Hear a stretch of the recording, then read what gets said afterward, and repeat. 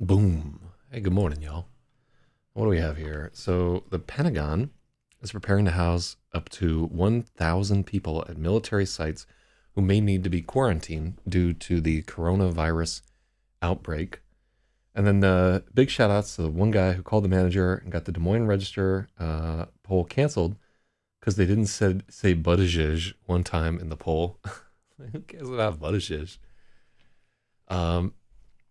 Yeah, I'm not sure that the Democrats need to sew up the gay vote. Other than that, he's just like a I don't know what that dude really brings to the table. I don't know. He doesn't have a lot of experience. Um, he hasn't fared particularly well in the debates. And like, if you're going for the like people like me argument, um, he's just not gonna. It's weird, like what politics has become right here. But yeah, I don't find that guy particularly compelling. Um, okay, 305 deaths, 348 recovered worldwide. That's like 50-50. I mean, keep in mind too that what you're seeing there are like the documented cases where it's bad enough that the people have to go to a hospital. So there is some selection for the worst cases there. Like, there's going to be plenty of people that just get that old coronavirus and shrug it off. So Buttigieg has the same hair as Sam Donaldson from a 1970s TV shows. If he had a normal 30-something haircut, he would do better.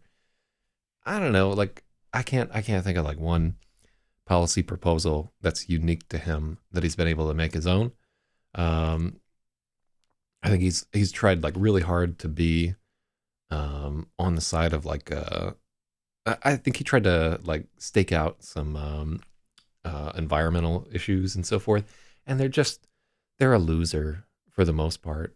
I just think that the people who care about the environment are already like those single issue voters are already either going for the Democratic Party, or they realize that the Democratic Party is not going to do anything for them either, and they've gone into like the Green Party or something like that.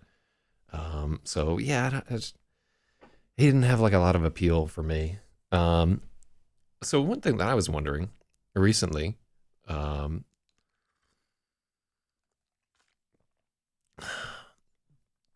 what if the Democrats run Biden as a vice president again? Right? Can he serve?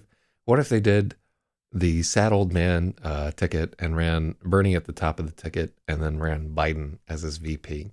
Because Biden's done that shit once, and the two have been very careful to only take like tiny little swipes at each other. Because out of the candidates that's left, like the most critical thing for the Democrats is, one, they have to hope that all the people who are totally scaled out in the Midwest because they have no jobs and they're whacked on fentanyl, that those people will stumble to the polls and vote. So they need to get the disenfranchised industrial base to swap from Trump to Bernardo. And for that to happen, those guys would have had to lose hope in the like whole "Make America Great Again" dream world. So 4 years. I mean, have they lost hope at this point, or are they like going to the rallies still and wearing the red hats and ooh, you know? I don't know. I haven't been through like the industrial Midwest in a long time, so I can't gauge public sentiment. In the 2016 election, I was riding my motorcycle cross country, so I knew what people were thinking. Um, but what else do we have? So that's going on.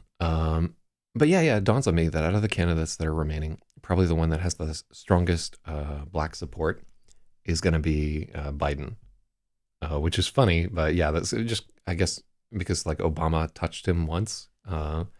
So it's a little bit of that suck my dick, I'll make you famous energy that Bill Clinton used to have. Um, but yeah, just through proximity, he's the strongest candidate. And I think, you know, in envisioning outcomes where they could actually win, that was the one.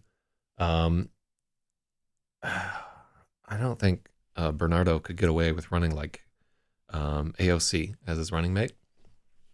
We're gonna see tomorrow if like what even happens with the whole caucus whatever thing. But yeah, Alexandria, occasionally corrupt, has been like tearing through Iowa, and people fucking love her. She's a bigger draw as a surrogate than many of the candidates are on their own, right? People really like that lady. And yeah, I haven't met her yet. I've met a few of the other democratic socialist politicians in New York, because I used to date a woman who was deep into that. So Chad says Bernie's not going to win. Well, the election, probably not. But the primary, it's anybody's guess. But the Democrats are definitely worried about it. Biden's saving money for the general. Just throw that money in the fucking trash. Biden can't win a general. So Bloomberg's a joke. Yeah, I think Bloomberg's whole deal was he wanted a brokered convention. I would love to see him run as a third party candidate because he's not really a Democrat per se. Um, you know, I don't think he's going to fool a tremendous number of people. Um, so hint hint, but he's going to win the primary. Biden's not spending. I think Biden just knows that he's lost, right? He's too fucking. That guy has dementia, you know, like just the very early stages of it there, and you can just contrast like the speaking between him and Sanders.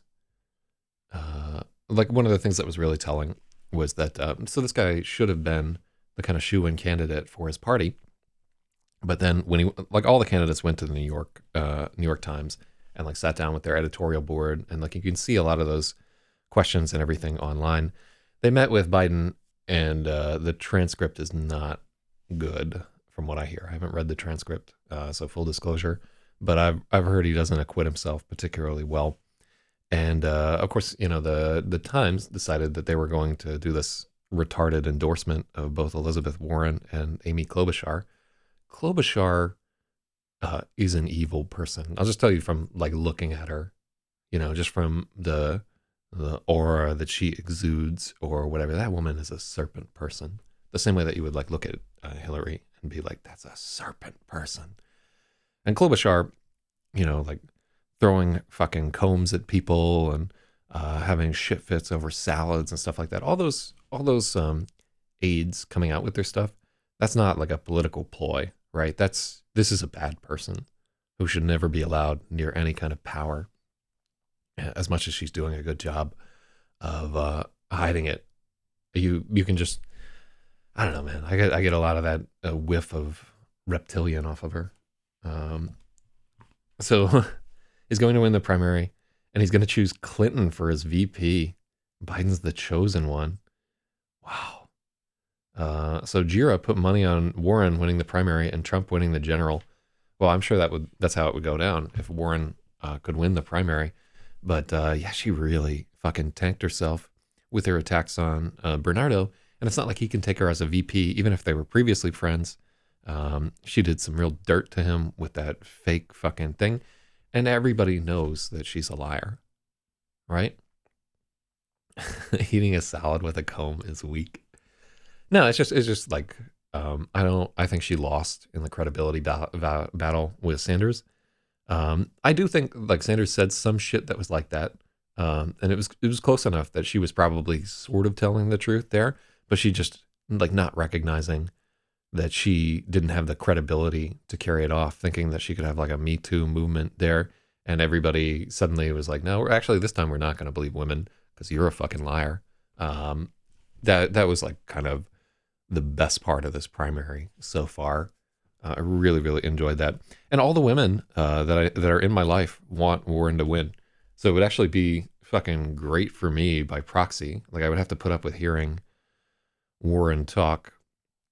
Her most recent outrage, and I guess we're just having like a Sunday morning political show right here. Her most recent outrage was her claim that her Secretary of Education or whatever whoever is the head bigwig, like the Betsy DeVos of her party, would have to be vetted by a transgender high school student, and she would have to convince that student that she actually cared about trans children, which is one of the more idiotic platforms that I've ever heard. Right? It's like keep in mind there are more children with vitiligo than are transgender, right? So where's her vitiligo litmus test for these kids? Like, hey, listen, we're gonna make sure that we never show 101 Dalmatians in our schools. Like, just right here, babe. I honestly, so I should digress. I actually think vitiligo is really attractive. I've dated a few girls that have had like significant blotching and so forth. I think it looks pretty cool. But I'm a big fan. Obviously, like the stark contrast. What are you fucking talking about? Oh wow, Siri has brought up a selection of vitiligo pornography for me. Thanks, Siri. Anyhow, so my chat is missing. Oh shit, yeah, the chat is missing from the screen. Hold on. Let me see if I can fix that without. No, I'm gonna have to get up to fix it. 1 second.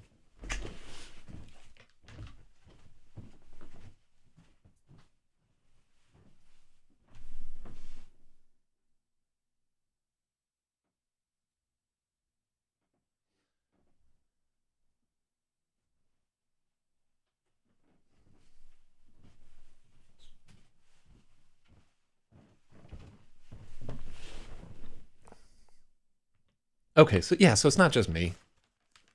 Yeah, I'm glad that's not just me. Anyhow, I don't mean to single those people out because that's like an actual.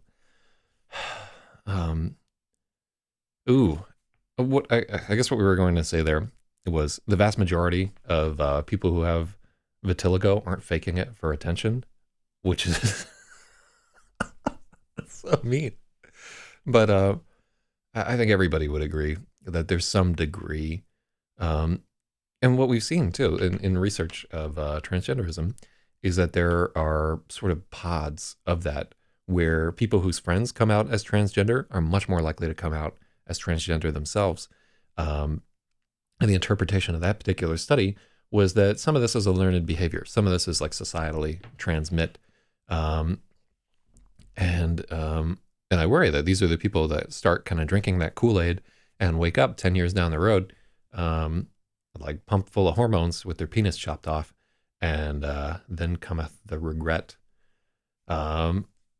which is, like, I'm kind of like old school in that, the, like, at one point, like David Bowie type androgynous shit was kind of cool, but I kind of get off of that boat when people start chopping their dicks off. I think it's usually a mistake to chop your dick off. And I would love to see more focus on treatment that did it not involve chopping things off of people or sewing things up. I'm not a big fan of people chopping their tits off either. I think generally a mistake. Just from my viewpoint, I don't know whether that helps them out or not. But yeah, in cases of like, I don't know, it seems like the cases of like acute gender dysphoria are where the person is like literally going to kill themselves if they don't get to chop their dick off. Those cases are like so few and far between um, that I don't know. I really feel like there's kind of an industry behind the whole thing, but I'm sure somebody who was like a transgender doctor could set me straight and be like, actually, you don't know what the fuck you're talking about. And then my own experience with having trans friends and so forth is like small in comparison. But so it seems like there's more trans people in the tech industry than any other field out of all the friends I know. It is just super duper common among computer people. And like definitely, so we're on IRC all the time there. And the incidence on IRC as compared to elsewhere is like 10 times higher than anywhere else. Yeah, it's a really common thing in tech. And I think our like that industry absorbs it pretty well. Like those people are if they're not fucking crazy, like people are like, all right, whatever. Because tech people are so like focused on are you good at what you do? They're like really, really, it is very much egalitarian in that like everybody can tell who's good and who's bad, and things like like if you're doesn't matter if you're black or trans or you're fucking 2 feet tall and shooting sparks out of your asshole or whatever there. It's really just about how you perform in any kind of tech team that I've ever been on. Um, so yeah, like, um, I don't know why there's like such a high trans representation among IRC users and so forth. You could say that like potentially something with a sedentary lifestyle makes people more prone to that type of thing, but it's tough to say. Maybe like exposure to all the weird shit on the internet is what swaps people around. Really, really difficult to say. All said. But I think Stratum's point that it's because they have the money to transition. That's probably um, like like one. Let's just think about it on a even for people who don't need surgery. One, hormones are pretty fucking expensive. Two, you have to buy like an entirely new wardrobe. That shit is all expensive, and women's clothes are so fucking pricey. Just putting it out there. Guess what my makeup budget is every fucking year. You know, it's fucking pricey as shit to be a lady or to try and look like a lady. Um, that said, on top of all this shit, I'm not sure why we got onto this thing. My policy has always been like to kind of play along with these people just because their lives are really, really shitty. And I feel bad for them, like their situation of a lot of people who are like, yo, I don't feel right in my own body. Right. That's kind of like a shitty situation. So I'm not one of these cats that's like, oh, I'm not going to respect pronouns and, like all that. I get it. I get that their situation fucking sucks.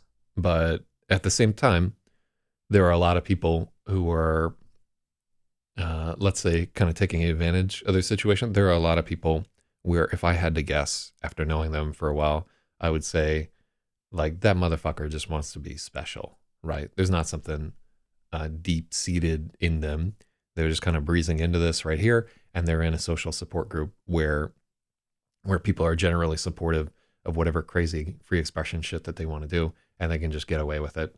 And then after a while, they're kind of like, what have I really done? And they just settle into like this sort of halfway place where like they make a bunch of noise about it on Facebook, but it's not like a really big deal anymore. So Twister Hero says, welcome to the stream. So Time Cube turns you trans. It might be that. I'm creating stories too. Okay. Well, this was the story of a early morning, Saturday morning political rant. And soon we must begin the actual editing of our stream. So if we can get through 15 pages today, we will get to my goal of editing 10 pages a day. It's so close I can almost taste it. But I know that ahead of us here is a very long and detailed sex scene that might be terribly written. And those are the times where, we have to spend like 3 days on a chapter. It's killing me. All right, so we got a few new people in the thing here. So I think we can actually start editing now that my rambling political discussion is over with there. Yeah, maybe we should do a politics talk show in the morning there. three days of blowjob workshop. That's a good blowjob scene now. It's so much better. Like we really did the work on it. Yeah, so this is my 8th novel. It's called Gravid. It's a story of a young woman who suffers from severe depression, and during a suicide attempt, she's actually thwarted by a meteorite crashing down into the ground near her. Well, lo and behold, she goes to investigate this meteorite, and it turns out that it's actually an alien probe. And a small one, too. It's like about the size of a marble. It's purple. And she carries it around in her pocket and calls it the Starball. So as you might expect, it's not the greatest idea in the world to carry around an alien probe in your pocket all the time. But this girl is like so down in it. Like she's going through therapy. She's getting bullied at school. Her mother and her are fighting all the time. She just doesn't feel any strong inclination to share what she's found with the rest of the world, and tries to handle it all on herself. And a lot of weird shit starts happening, namely that she begins to develop a kind of very limited telepathy with a young man that she's romantically interested in. So what we're dealing with right now is sort of the romance scenes between her and this young man, where they're sort of navigating their first real relationship with the added complication of they can read each other's thoughts, feel each other's feelings, see through each other's eyes, taste with each other's mouths. Yeah, it's, I think we all had like kind of a difficult time the first time that we tried to be like physically or emotionally close with somebody. And just imagine if you could read their goddamn thoughts. Whew. That's a rough one right there. So anyhow, that's the story that we're getting into. At this point, shit is starting to get real. So this is chapter 77. This one hurt the worst. In the aftermath of the long unity, Freya felt as if everything inside of her had been scooped out, and the shell that remained might collapse at it. That's terrible.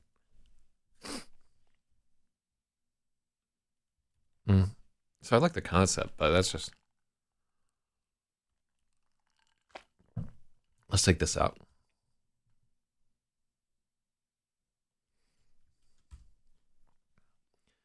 Freya felt as if everything inside her...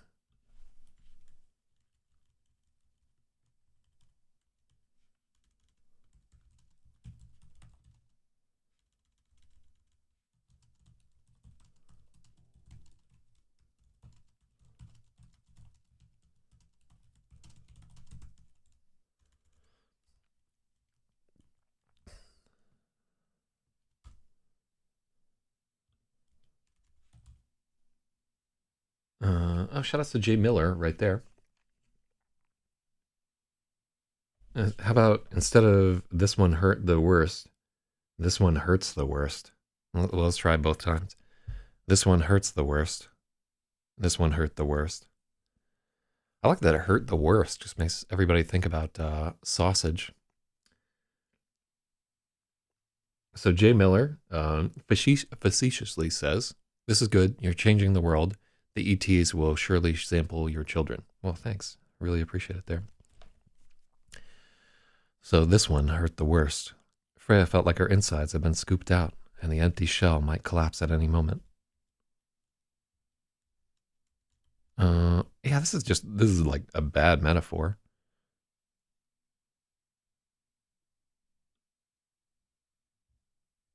Let's just fucking...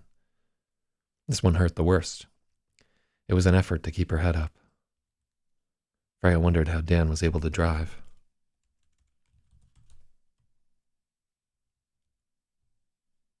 It was an effort to keep her head up.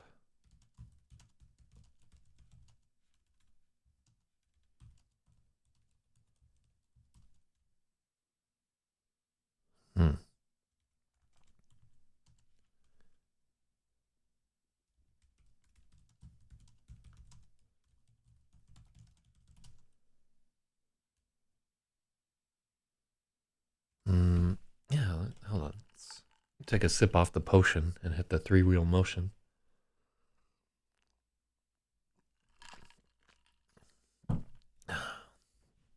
The coffee actually like improves a little with age. I'm like pretty jazzed about the new setup there.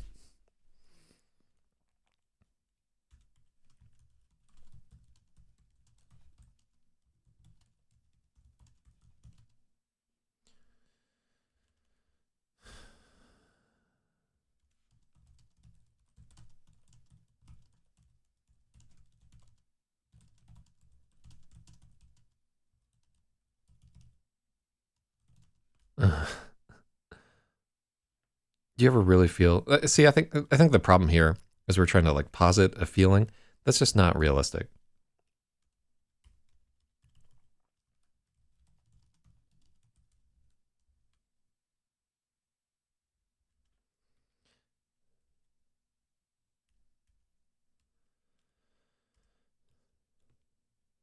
Mm-hmm. Is coronavirus the villain in this story? Yeah, let's just say that it is. Now it's topical.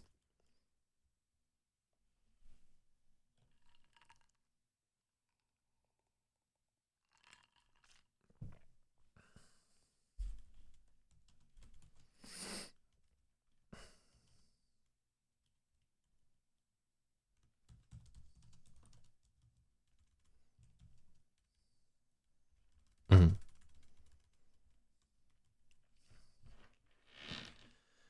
Hmm.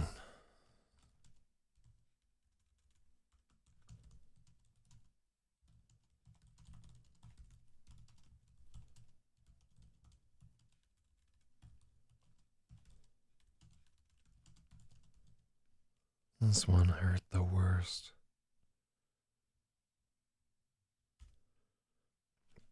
Freya wondered how Dan was able to drive. All she wanted to do was cling to him and weep.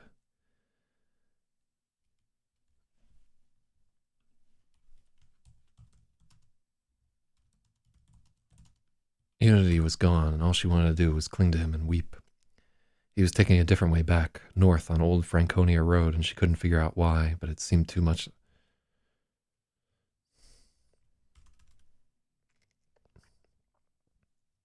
He was taking a different way back, north on Old Franconia Road.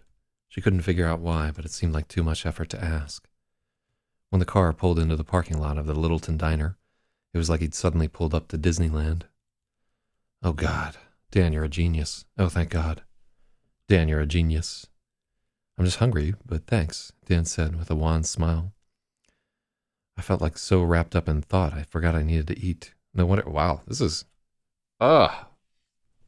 It's hurting me right here. So we do need uh, some period of description on.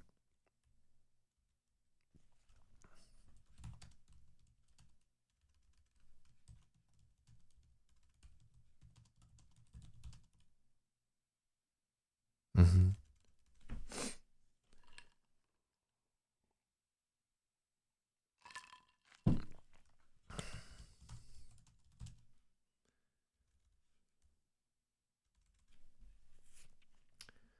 Let me see here.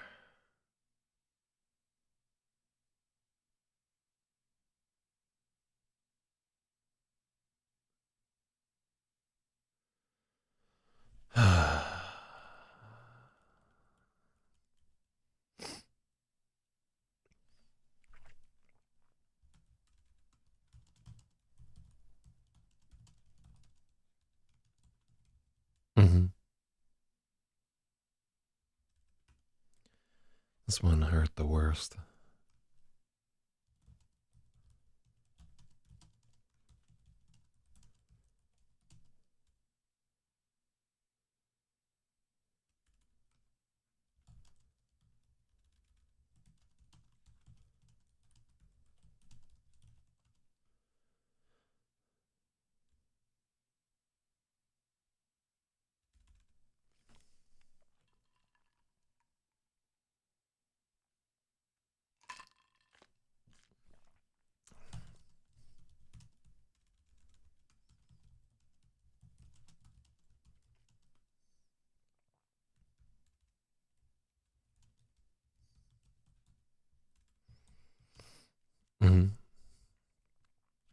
unity left, the world was diminished.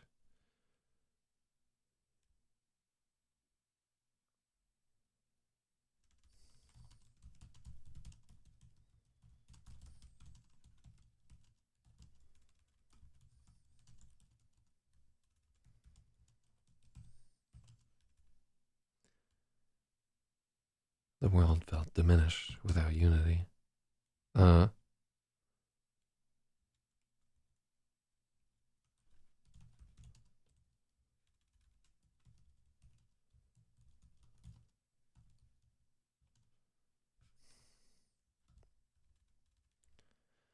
good. Mm.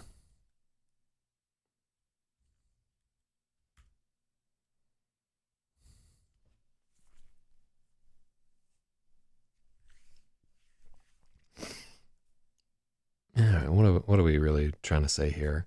So we're trying to have like an explanation of. So here you have this statement, like, this is awful, and we've cut out this very exaggerated piece where she's like, I feel like I've been scooped out, um, and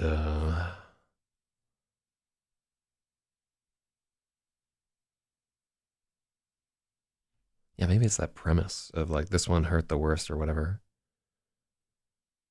Oh, no wonder it doesn't fucking track because she'd been. Let's just cut that whole fucking thing.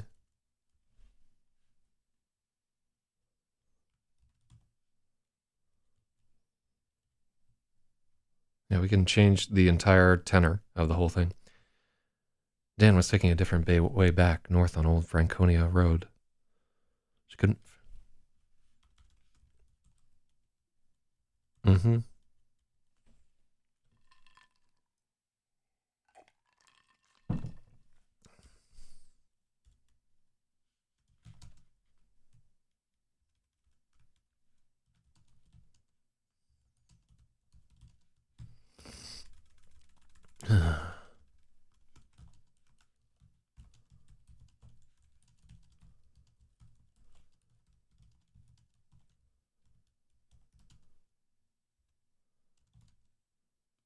The sun's glare was in their eyes.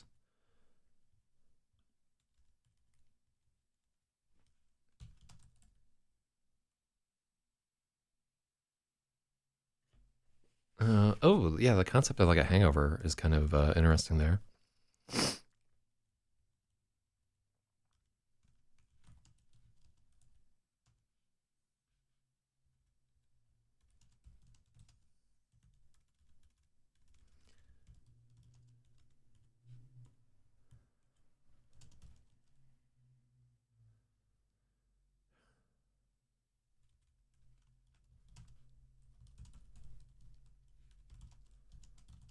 Uh, mm.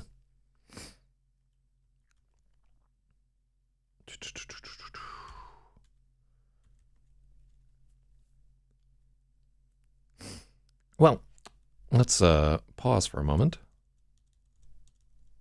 and read a poem here. Because Lord knows I'm not getting fucking anywhere. So here's Charles Baudelaire and his poem number 71, Beethoven. Music often takes me like a sea, and I set out under mist or transparent sky for my pale star. I run before the wind as if I had laid on full sail, climbing the mountainous backs of the waves, plummeting down. In darkness, eardrums throbbing as I feel the coming wreck, fair winds or foul, a raging storm, on the great deep, my cradle, and dead calm the looking glass of my despair. So, at the time where he was writing this, I don't believe that phonographs existed. Yeah, so this came out in 1821, I believe. So, when did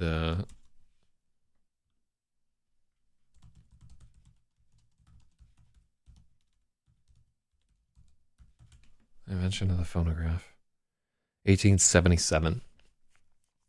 So, yeah, this guy's from an era when if you wanted to hear music, you had to actually go to a symphony to hear people playing it. That's kind of interesting right there.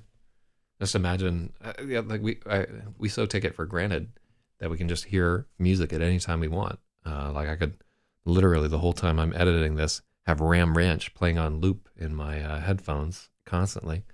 But it used to be you needed to actually get a bunch of musicians together, and they they work all day long to make it happen. All right. Mm.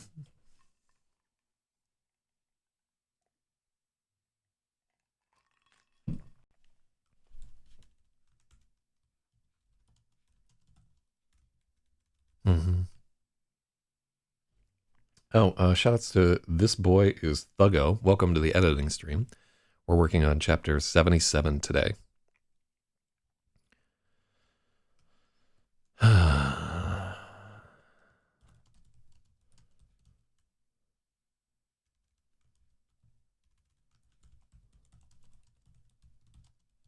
No, I don't like that metaphor that we were working for there.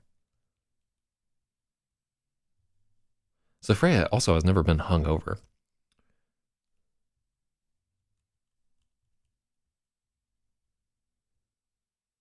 And I think we already had let's see.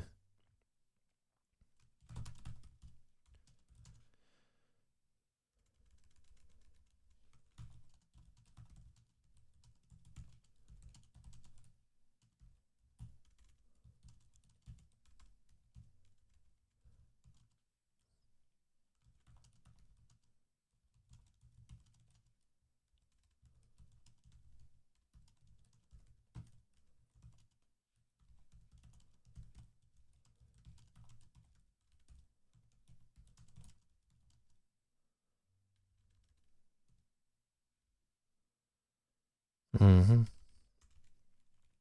The shine wore off.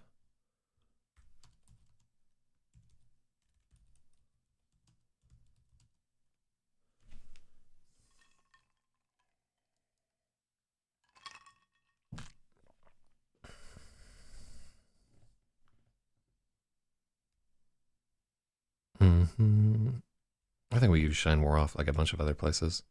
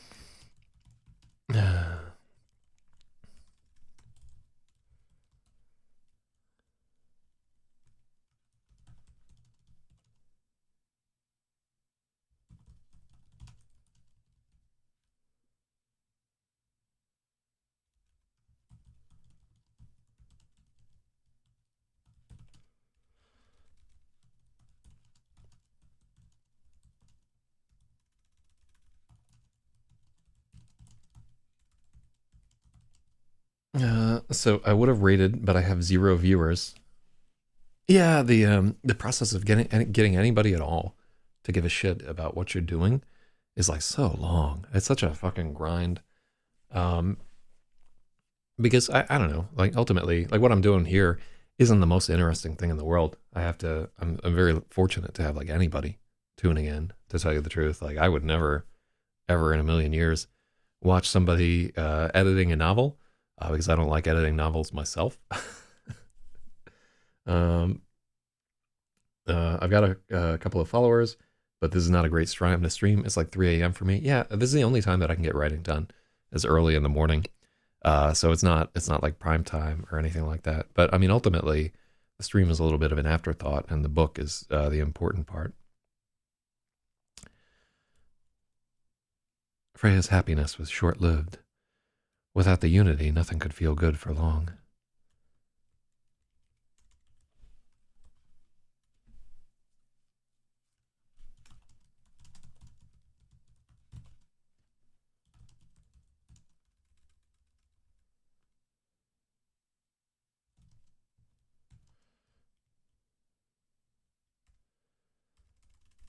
like that. Yeah, so this is like Freya's happiness was short lived. Without unity, nothing could feel good for long. The day had diminished. Dan was taking a different way back north on Old Franconia Road.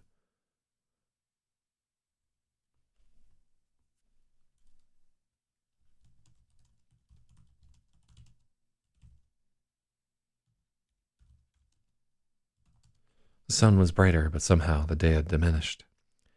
Dan was taking a different way back, driving north on Old Franconia Road. Freya couldn't figure out why, but it seemed like too much effort to ask. When the car pulled into the parking lot of the Littleton Diner, it was like he'd suddenly pulled up to Disneyland. Oh, thank God. Dan, you're a genius. I'm just hungry, but thanks, Dan said.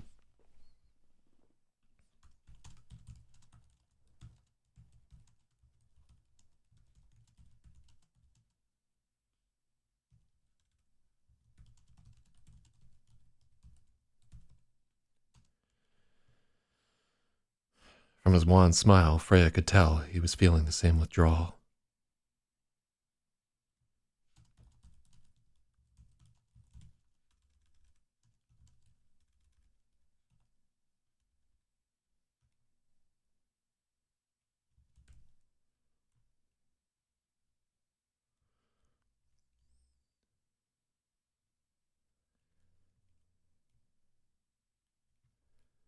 I was so wrapped up in thought, I forgot I needed to eat. No wonder I feel so shitty.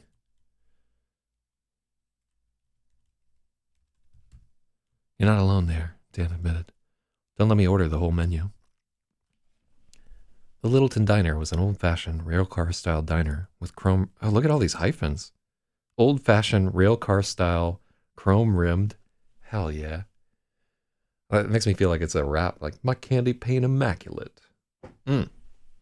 Well, yeah, I'm seeing all these people around trying to get some stream fame or something like that. I need to put together like some kind of maybe like a review show or something like that, or like an interview show where we just get people that have like, what if our max was like, you can only have 100 viewers tops, like those are the only people that we're going to pay any fucking attention to. Something that's just like scouring the dregs of Twitch to find people who are doing something interesting. I mean, honestly, that's what's always been kind of interesting to me. People who are doing like fringe weird shit. Like, why are you doing that? Oh, shout out to Spathywa coming at us.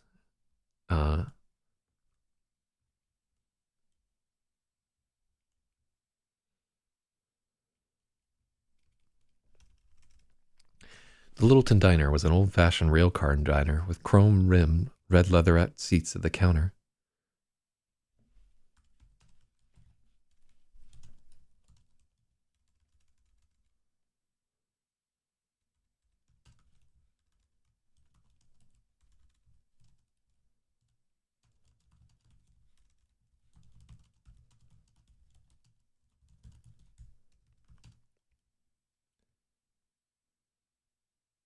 She had corned beef hash yesterday.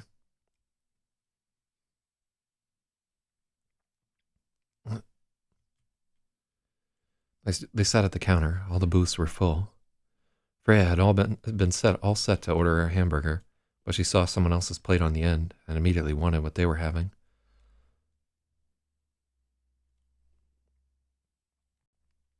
Let's change up the dish. I don't know who Jack Knight Terror is, but I digress. I suspect his politics are probably horrible, but I don't know them. I think when it really comes down to it, all of our politics are horrible, right? I think what everybody really wants is like, yeah, what if everyone else just gave their taxes right to me? You know what I'm saying? I bet as much as like even the people who are absolutely the most in favor of social programs and so forth. Like you got old Bernardo, right? Running on this like very socialist policy and so forth. But that guy has $1 million. You know what I'm saying? That guy, his family has like 3 or 4 different houses or so forth.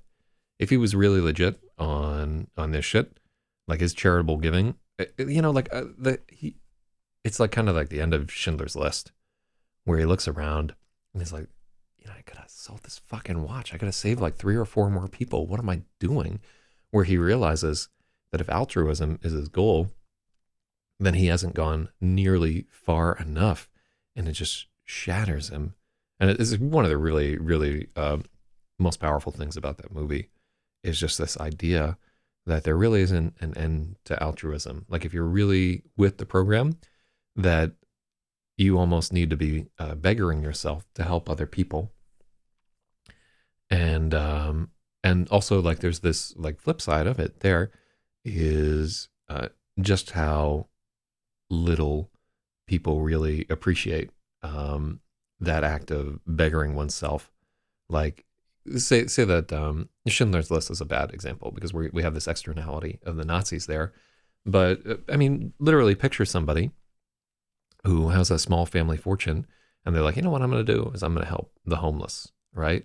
And they set up soup kitchens and literally spend years and years distributing their entire wealth, right? And then finally one day they're out, and there's still going to be a ton of people like holding their hands out.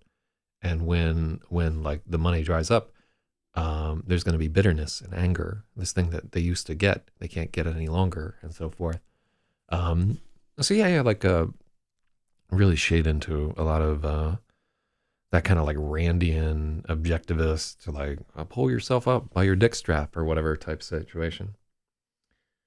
Uh, oh, there's Professor Poopy Pants who says that honor, reputation, and glory have been set as my targets, and the demand for victory has been achieved.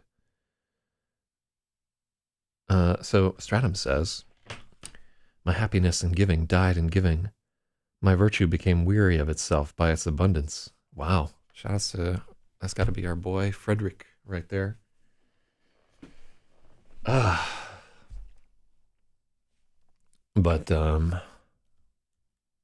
yeah, I think a dark jungle.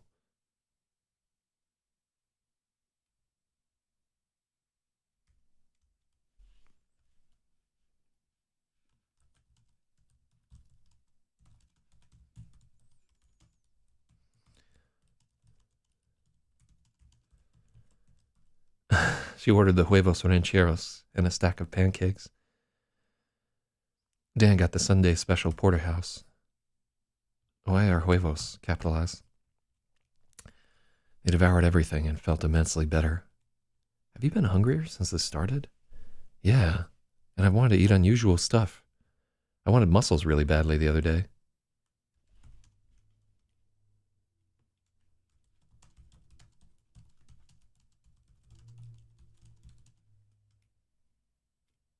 The other day I was really hungry for mussels.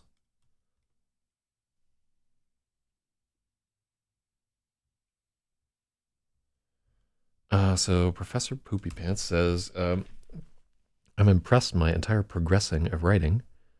Uh, what does it sound like in the diner? Are there lots of people there? Are there ladies at the counter yelling into the back? I think that's a fair question, and that our description of the Littleton Diner is very lacking.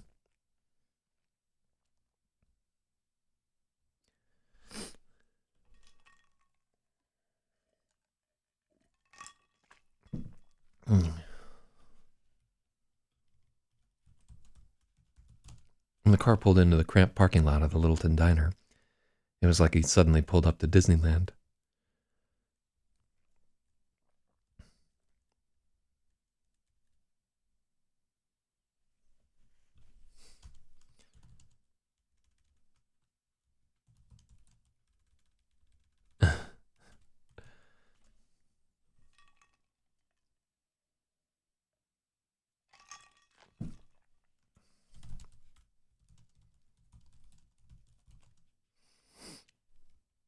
Mm.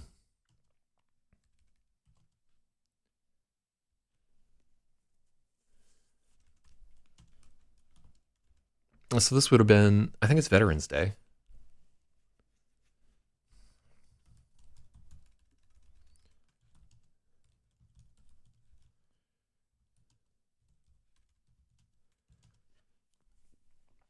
Hmm.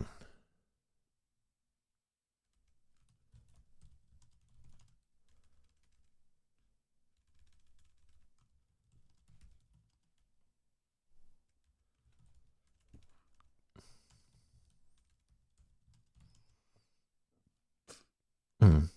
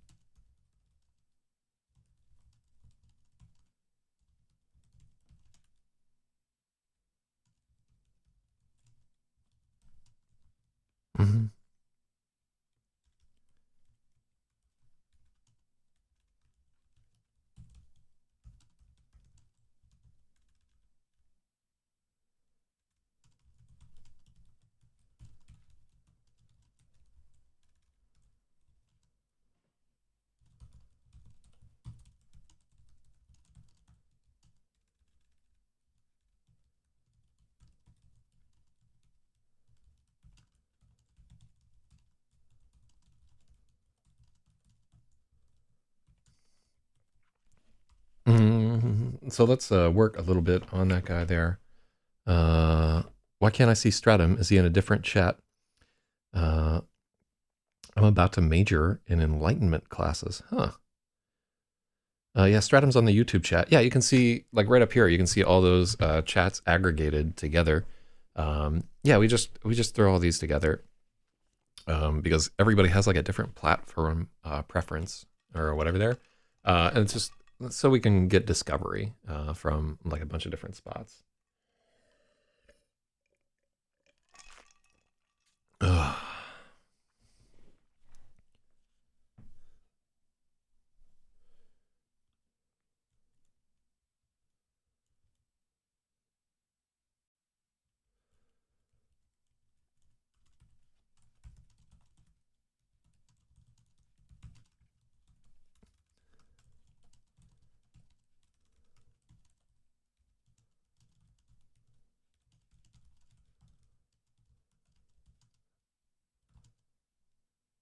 Oh, what are those plastic fountain things?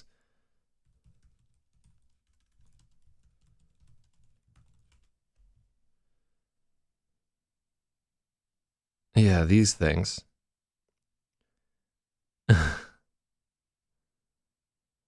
Yeah, these, see these fucking things right here?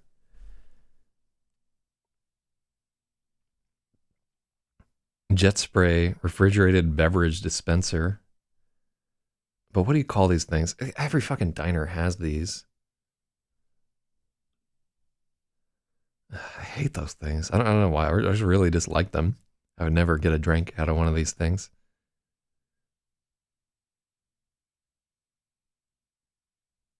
Oh, that's an interesting thing. So why is the water tab on soda machines always under the lemonade? Because lemonade is made with uncarbonated water, whereas soda has carbonation. All you're doing is opening the tap to the water without injecting the lemonade. Oh, the more you know. Wait, do you hate those machines too? Does everybody hate those things? Why? Why do we hate them? I've never had a name for them. I've never seen someone drink from somebody. I know they exist from seeing them a million times. You know what I'm talking about?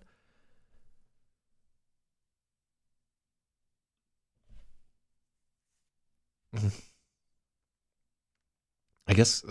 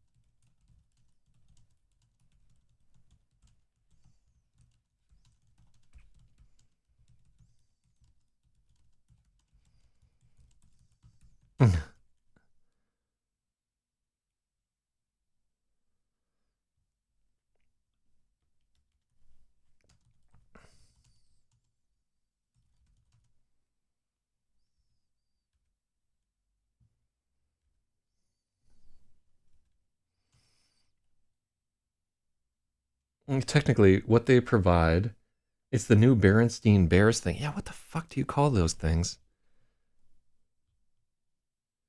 Lemonade fountain machines. So that's like a soda fountain, people understand. So,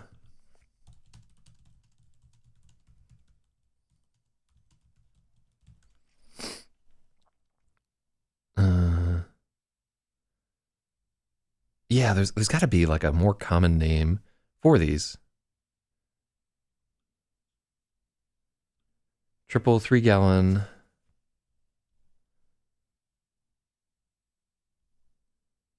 refrigerated beverage dispenser. Yeah.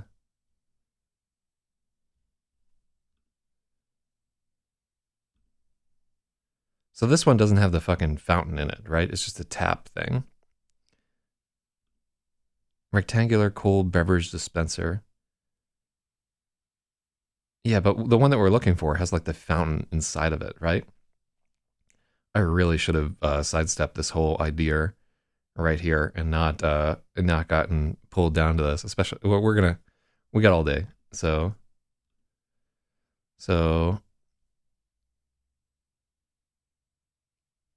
5 gallon bowl. But I mean it's got a hermetically sealed compressor, but like there's a fountain in it.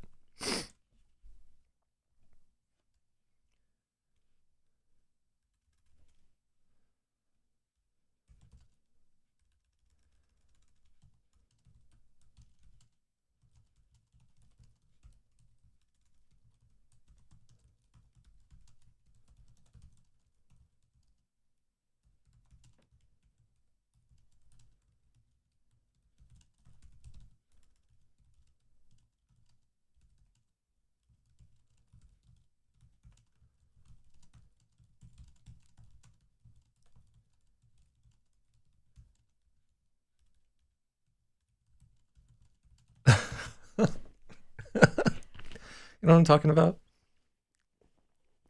Technically, but it'd be fun if some mysteries use cola or those beverage machines with their tricks like poisoning, hiding secrets, or whatever. Yeah. I just, I'm struck by the fact that I like diners, right? I go to them all the time when I'm not like on a crazy diet or whatever. But never in my fucking life have I ever wanted the juice that's inside of those machines. It just strikes me as not something you would ever want. So is this effective?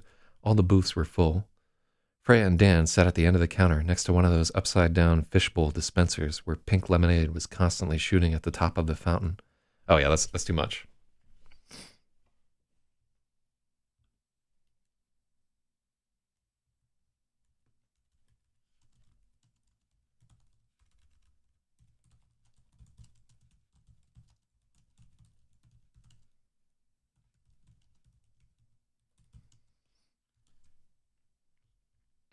So this is the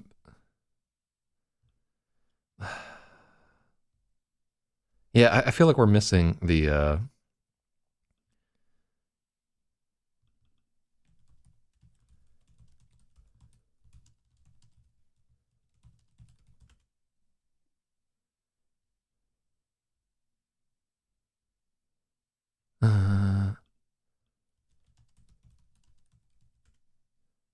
that diner's name.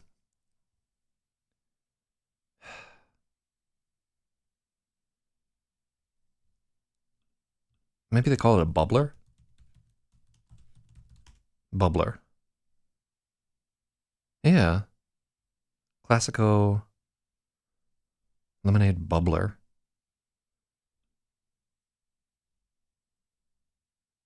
Simplicity. Drink machine bubbler. Yeah, bubbler. That's what I'd fucking call it right there.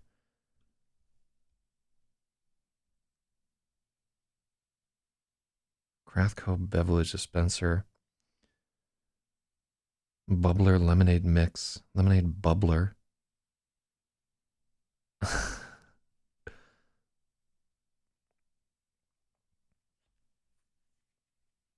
Let me see.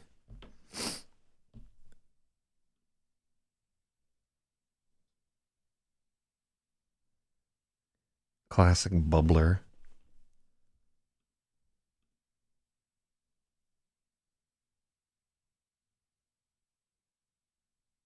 Yeah, it uses a spray, also referred to as a bubbler. Uh, Pre-mixed cold beverage dispenser uses a spray mechanism to move products from the bottom of the bowl to the top. The process creates a fountain effect that attracts customers, keeps the beverage mixed, and prevents sediment from settling at the bottom. Spraying is ideal for syrup-based, concentrated, and powdered drinks, so an agitator is included for coffee and tea. The agitator spins in the bottom of the bowl to keep these high sediment drinks properly mixed. Huh. Okay, yeah, so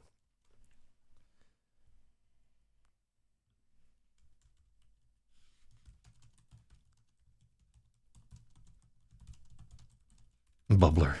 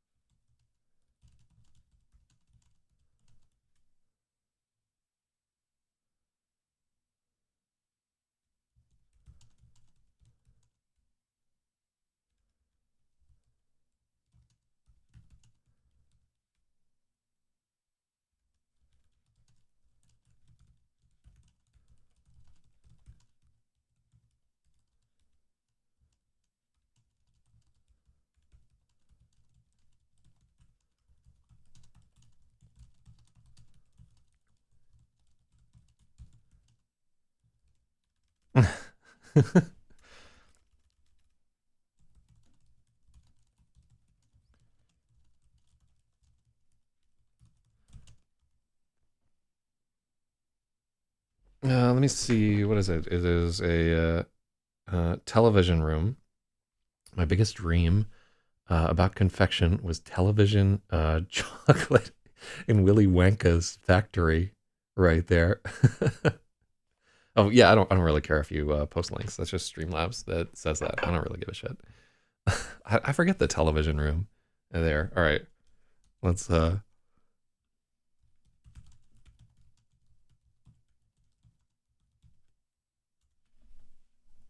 let me see. What was the television room?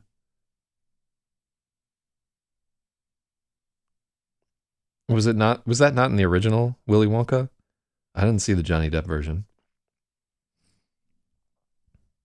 Yeah, that's the 2005 version. Okay, yeah, I haven't seen that one. I was a fan of the original. All right, let's The Littleton Diner was an old-fashioned railcar diner with chrome rim, red leatherette seats.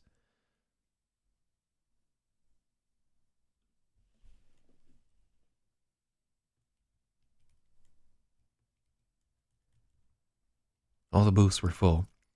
Freya and Dan sat at the end of the counter next to a bubbler that was next to a drink bubbler that was continually spraying pink lemonade towards the top of its tank. To the top of its tank. Oh, at the top of its tank. Freya had never in her life seen anyone order a drink from one of those machines. I like that.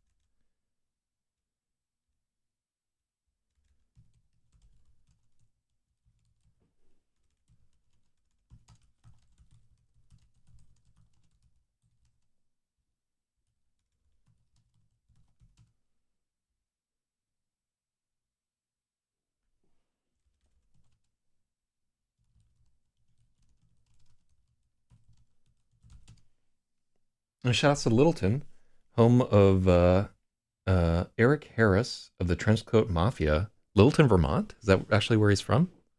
Wild. I think that's Littleton, Colorado.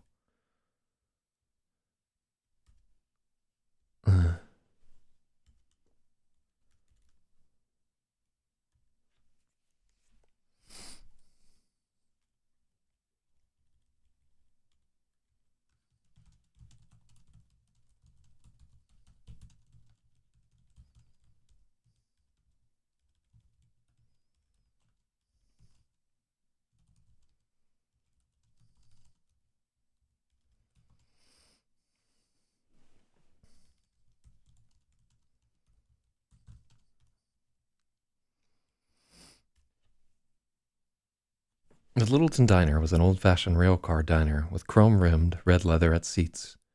All the booths were full. Freya and Dan sat at the end of the counter next to a drink bubbler that was continually spraying pink lemonade at the top of its tank.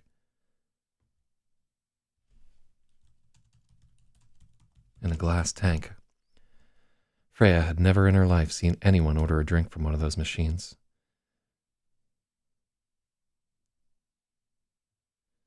Many of the diners were dressed in military uniforms.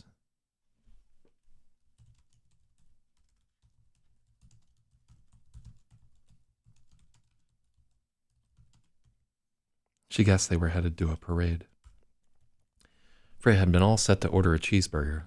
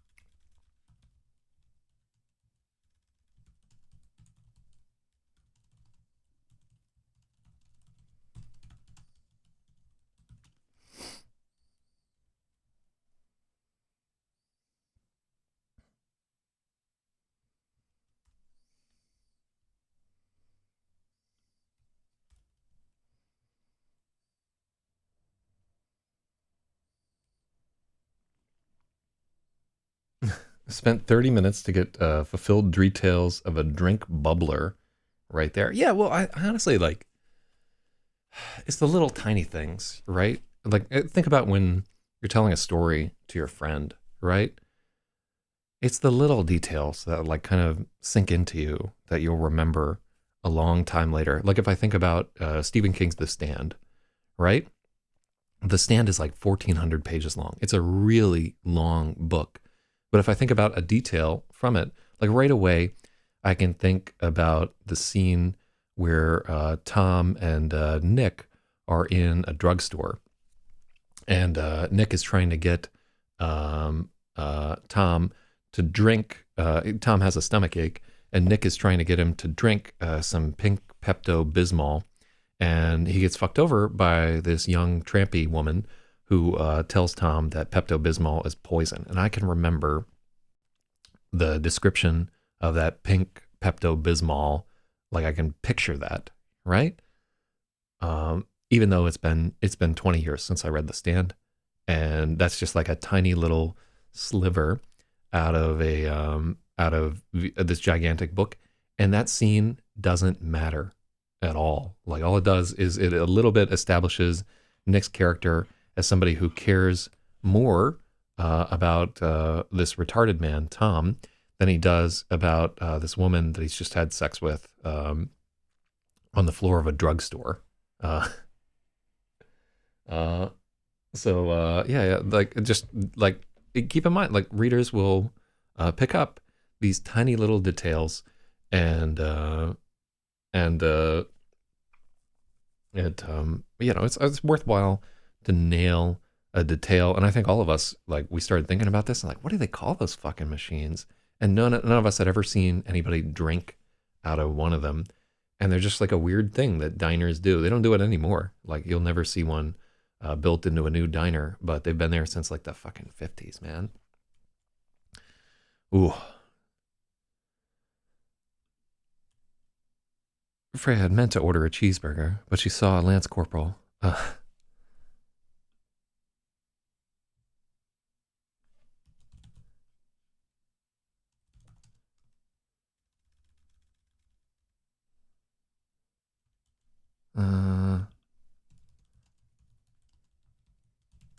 I think they have green.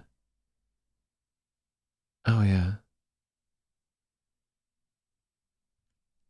Yeah.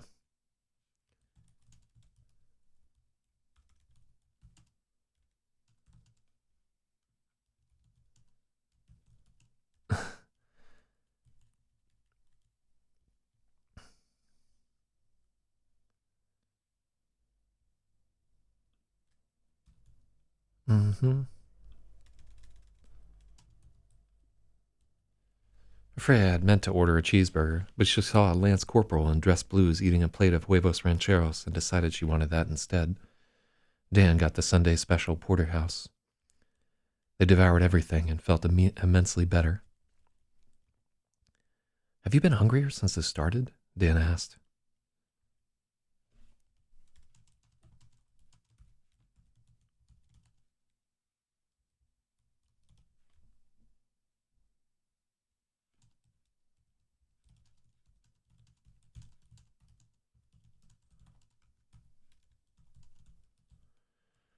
Dan asked as she was mopping up the last of her eggs with rye toast. Yeah, and I've wanted to.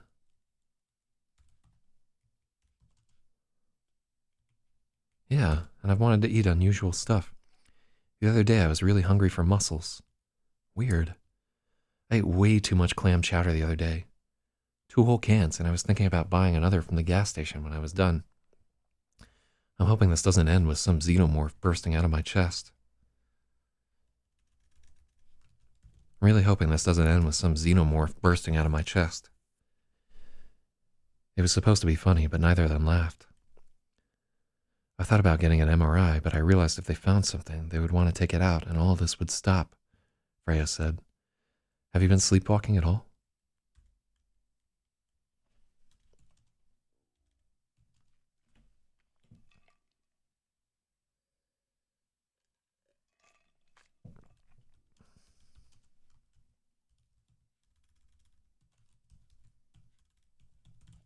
Freya said, frowning.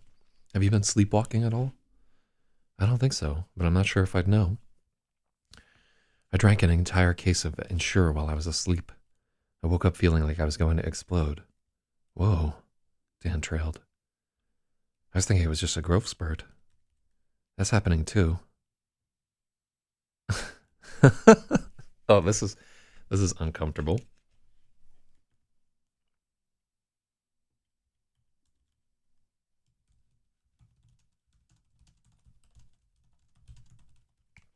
It's happening too, Freya said, motioning to her chest with her chin. Oh, I hadn't noticed. You absolutely did, Freya said.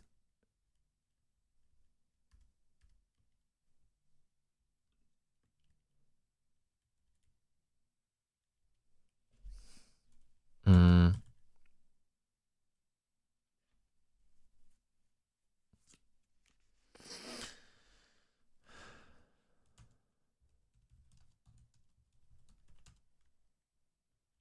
You absolutely did, Freya rolled her eyes. She'd caught him staring about 100 times.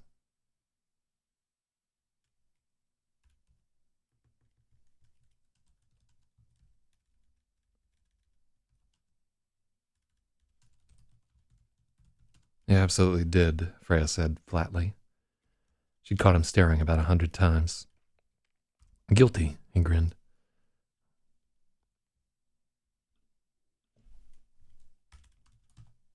I don't know if anything's changing with me. You seem more filled out, especially your shoulders. I can't tell what's changed and what's just that I'm in. She caught herself about to blurt it out. Suddenly his eyes were blazing with interest. Freya took a deep breath. In love with you, she finished. Immediately she was afraid she shouldn't have said it. It was the wrong place, way too soon. His hand found hers under the counter and their eyes met. I love you too, Dan said. He'd said it quietly, just for them. But the words thumped in her chest like thunder, and for a while she was so stunned that she could only stare back, trying not to cry. It was only when that she'd paid the check and they'd gone through the ritual of starting the Toyota that she realized Lassa had been right. There was no doubt at all.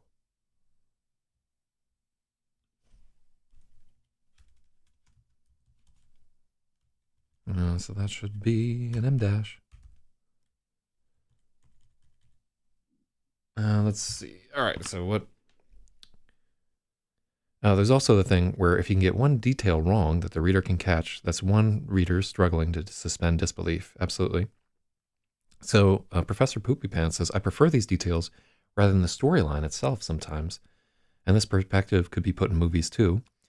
But I gave up trying Thomas Pynchon's work. It just has too many details from military to eroticism. That's definitely the end of the spectrum that we're falling into. Like I would say that if I was going to face one criticism, and it's a criticism that's very common to younger writers that I should be better at, is that they try to put too much in. Right? They have too many details. They don't give the reader time to like breathe and fill in their own details. Right? Because like if you have every scene like richly detailed, then the reader doesn't get to do any work themselves. This is it really is kind of like a dance, and you can't always be leading. You know what I'm saying? Like if I had one place where I thought that I could improve more, that wasn't like plotting or whatever, it would be being overly specific. And it's one where I really rely on a strong editor to come through and be like, you got to cut this bullshit, cut this bullshit, cut this bullshit. Like cutting is so hard. And you can tell too, like when we started, what was this book? Like 750 pages or something like that. And now it's 800 pages. We haven't successfully cut anything out of it. And if a publisher comes to me and they say like, hey, we really like your book, but we like it to be about 400 pages tops, I'd say, go fuck yourself, right? Because I'm not going to cut this book down to 400 pages. I'd rather put it out myself. There's no amount of money that could get me to do that. I would find it insufferable. But I'm sure that like a solid editor could easily cut this down to like this. The bones of the story are probably only like 200 pages long if you wanted to strip it down to absolutely nothing. But I digress. So one thing that I don't want here is like I don't want to. This is the only place in the book where we get into this. This is kind of like a weird thing here too, where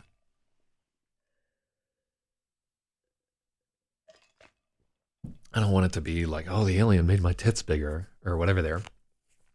But also, that's just kind of gross altogether. But what are we getting at with here? That might have been in like an earlier draft of this where I was just like, no, this is too creepy. I don't know. Maybe this should be cut.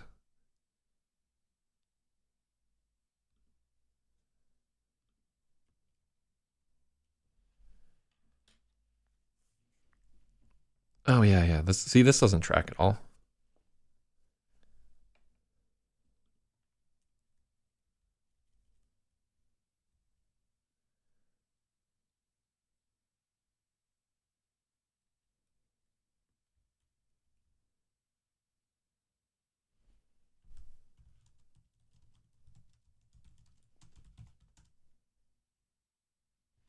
I wouldn't get upset if someone said, cut this part, this is bullshit. We need to lengthen the blowjob chapters. So I've had a lot of editors who have come through and said, hey, you have to cut this part. This is bullshit. And I, like 100% of the time, they've been right. Like usually if an editor is like, this is a little excessive right here, they're absolutely right for the most part, because if they think it, other readers will think the same thing. And generally like an editor will never say to you, this is bullshit. They'll imply it, but they won't like come out and say, hey, this is bullshit. But rest assured, it's bullshit. If they're telling you to cut it, it's because it's bullshit. It has to go. So yeah, I think I'm gonna take out this.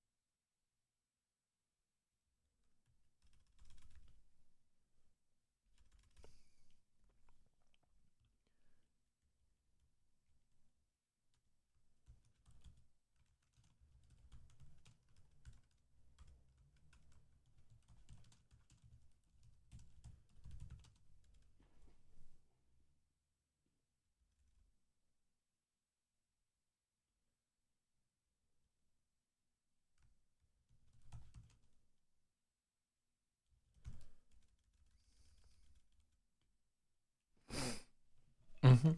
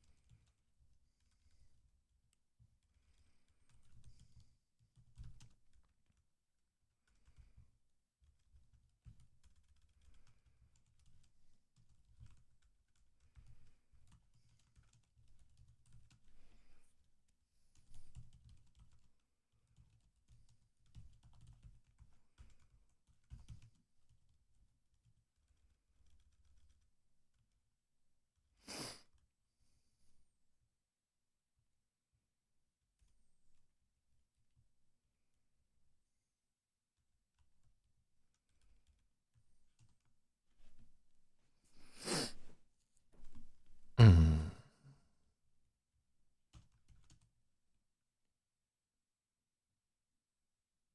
Let me see. Uh,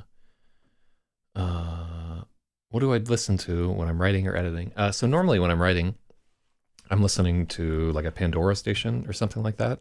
And I think the most popular one that I listened to were a Pandora station seeded by Uncle Unkle, who let me think. I can't remember. It's like a sort of an electronic slash trip hop type set arrangement that I like a lot. I like a lot of their songs. And then a station where the seed for it was this artist I like, Sharon Von Etten. So those are like the number one and two. And sometimes I'll listen to a metal station, and sometimes like a one that's like seeded off of the Prodigy. But mostly I listen to electronic music while I'm writing. When I'm editing here, I'm not listening to any music, right? Because I would find it distracting. Like this has my entire focus. But when I'm writing, I'm more. Usually, I used to be at a coffee shop, and I was trying to drown out the sound of people around me. Oh yeah, don't feel bothered at all. We're trying to clean up a real spill on aisle 4 in this section right here, where I don't want to fall into the trope of the alien made my breasts larger, right? I like it's just I want some uh it's but yeah, so mostly I don't listen to whatever, and patience is definitely something that you'll just get with age. I don't think you can really work on being more patient. I think you just acquire it as a result of suffering. Um,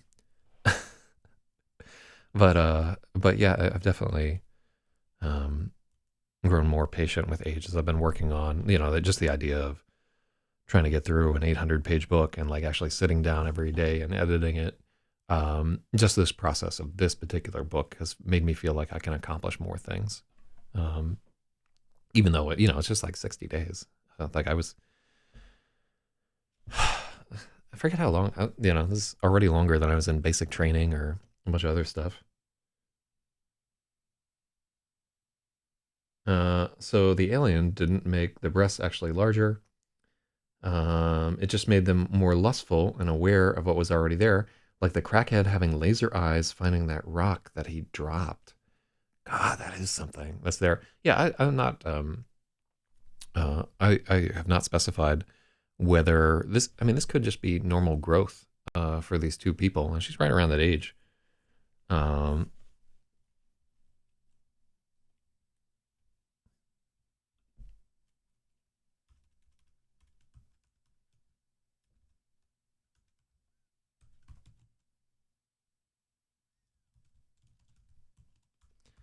I'm growing too, Freya said, motioning to her chest with her chin.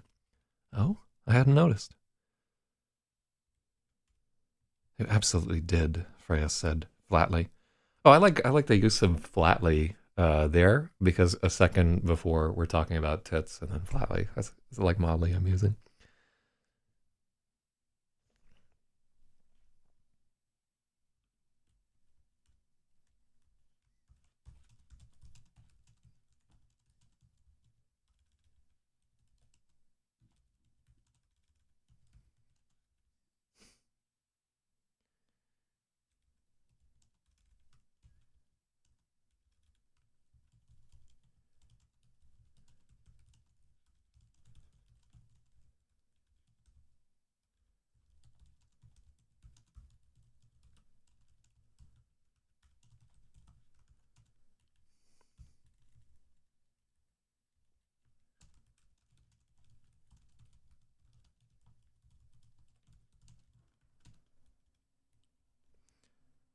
You seem more filled out, especially your shoulders.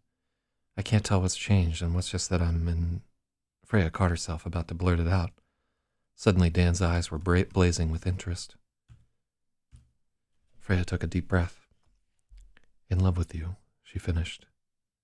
Immediately, she was afraid that she shouldn't have said it. It was the wrong place, way too soon. His hand found hers under the counter and their eyes met. I love you too, Dan said. He'd said it quietly, just for them, but the words thumped in her chest, and for a while,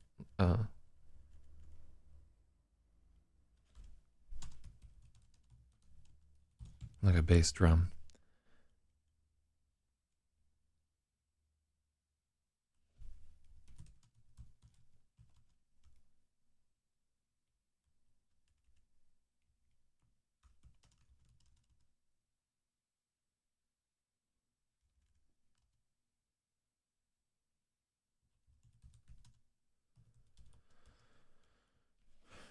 For several beats, she was so stunned she could only stare back, trying not to cry.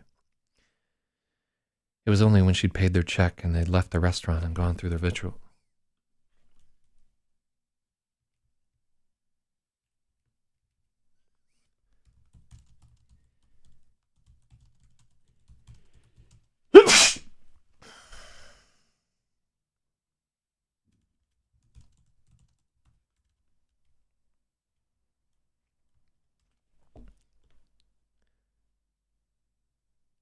It was only when she'd paid the check and they were going through their ritual of starting the Toyota that she realized that Lassa had been right. There was no doubt at all. Okay, so let's take a look at chapter 77, which is just 2 fucking pages long. Wow. 2 pages is very short for a chapter. But, oh, thank you. Gesundheit.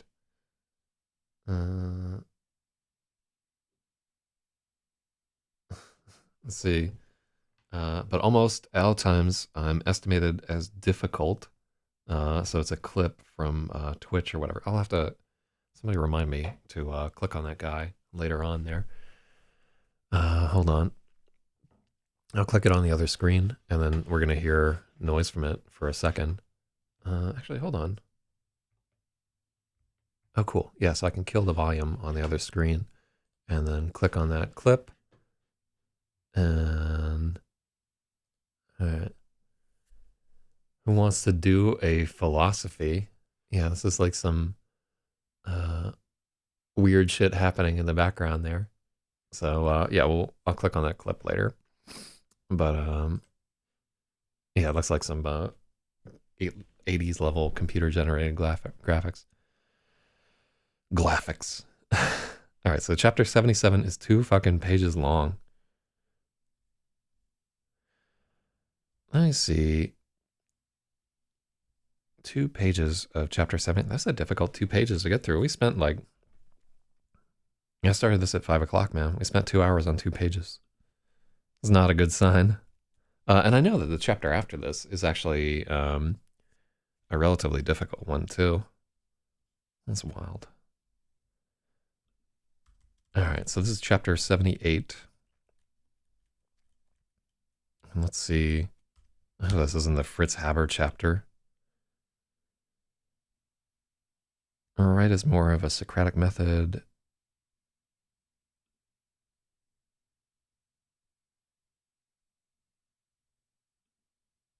Oh, yeah, we okay, so those are a few notes that I left myself that I don't think that we've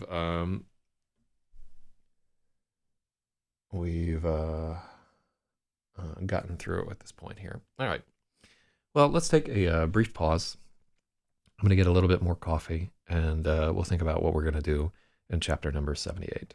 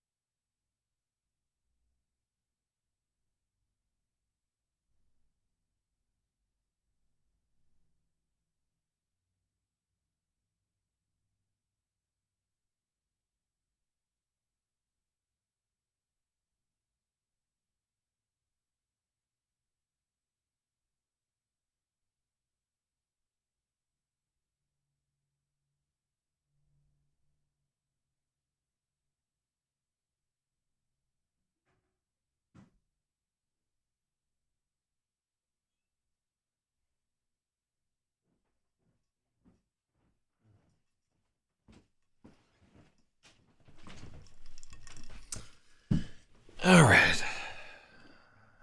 Here we are. All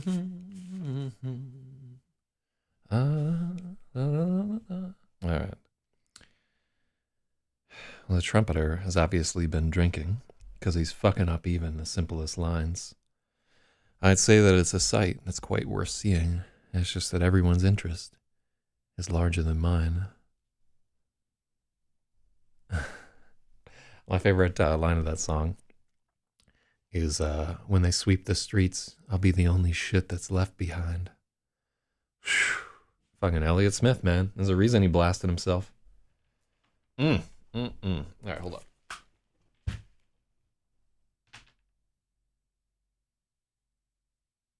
All right. Yeah, Myra. Don't get it twisted, and that includes your headphones. Look at that crazy cow lick happening here. All right.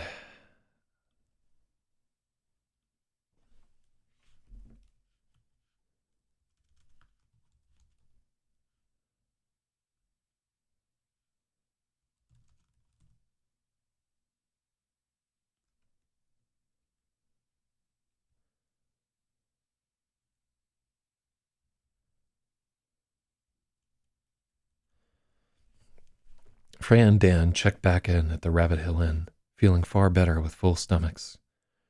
The woman at the front desk welcomed them back warmly. Freya had left a really nice tip. As she checked in,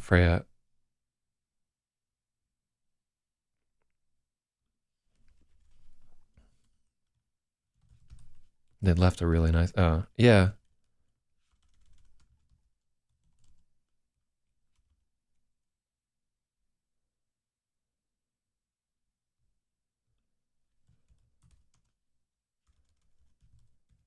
The clerk at the front desk welcomed them back warmly. Freya had left a really nice tip this morning.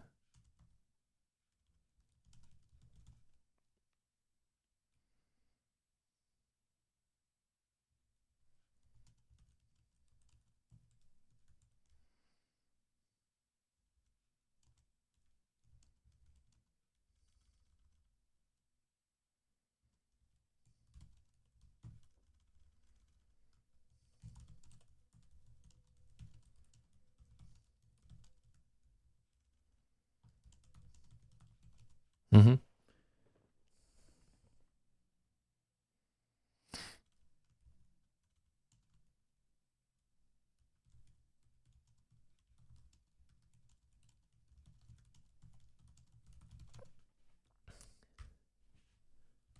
Luckily, their room was open for another night. The clerk at the front desk welcomed them back warmly. Oh, yeah. So this is just like a...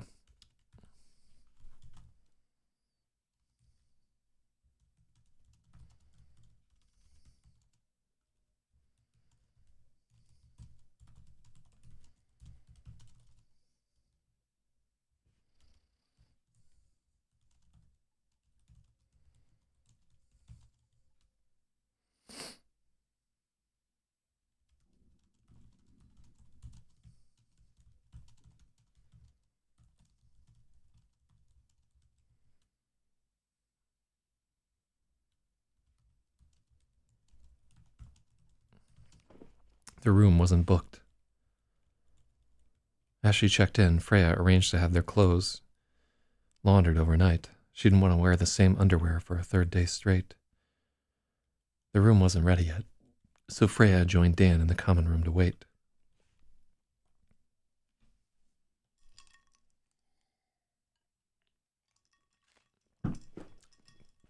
So this, just like I'm remembering which chapter this is. Unfortunately, it's not a sex scene, but I just have to warn you. So this is like a chapter about Fritz Haber.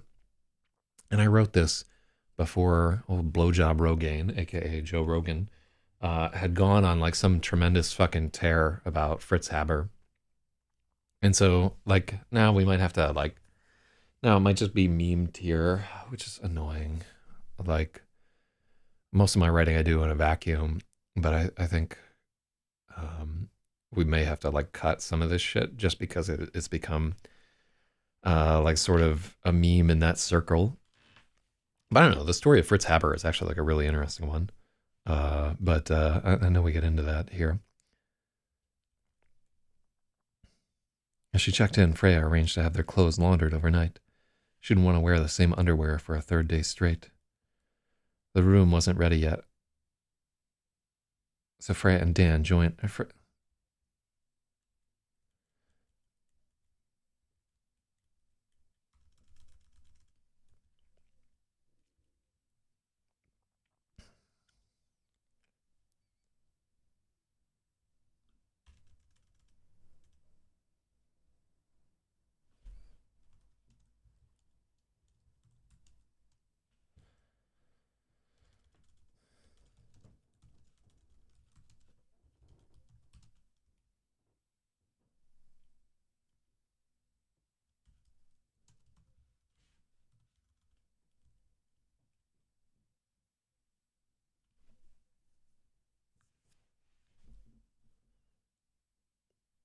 Oh, cool. Yeah, that's a good change there. The room wasn't ready yet, so Freya joined Dan in the common room to wait. He was sitting in front of the hearth on one of the plaid couches.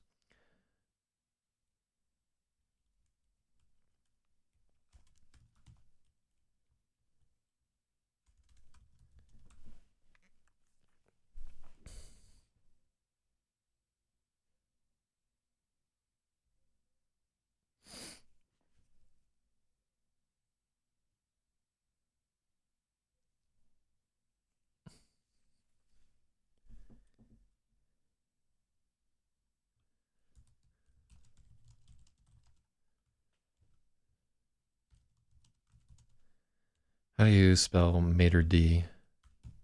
Is Mater D capitalized?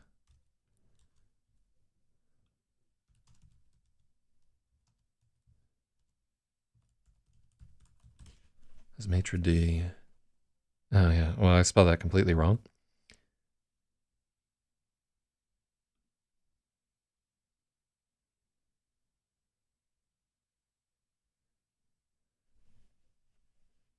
Oh, cool.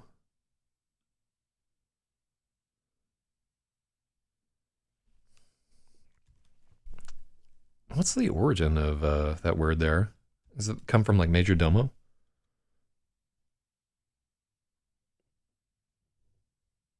The manager of a hotel. Maitre d. The head waiter.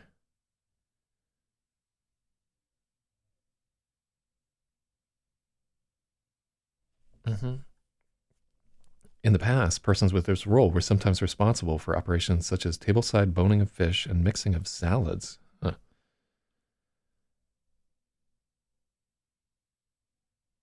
Wiktionary. All right, where did this come from? It's a clipping of French maître de hotel. Oh, that's all. So it's just like a head waiter.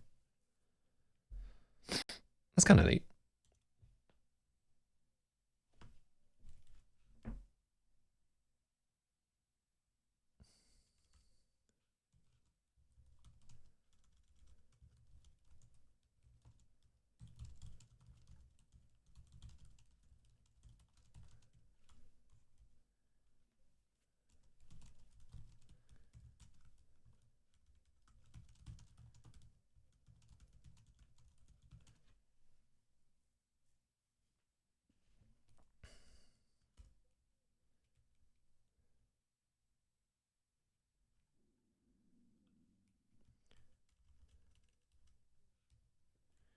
Dan was sitting in front of the hearth on one of the plaid couches.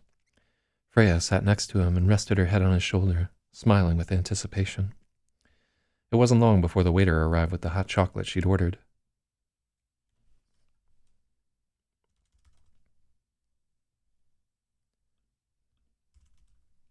It was good chocolate, but the look of surprise on Dan's face was what she really wanted.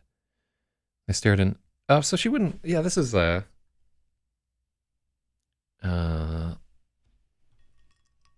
Would she? I guess she'd speak to the maitre d. That's not That's not awful. They stared into the fire and drank together, so close and yet so far. There was another couple in the common room, playing cards at a little table beside the fireplace. Dan was craning his head, interested in their game, and Freya realized she'd been carefully avoiding looking at them.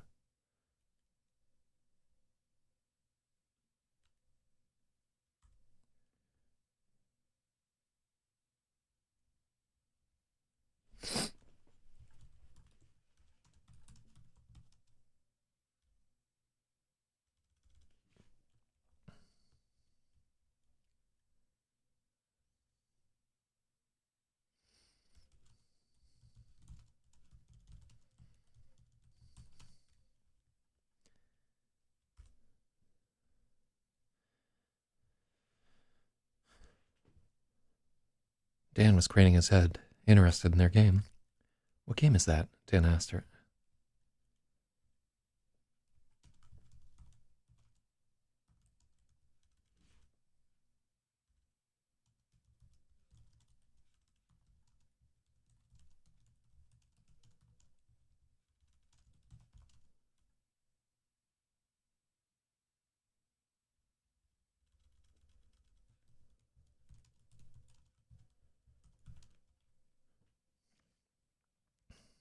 Dan quietly asked Freya. It's cribbage. See the board? Freya explained. She felt a little unsettled. Mm-hmm.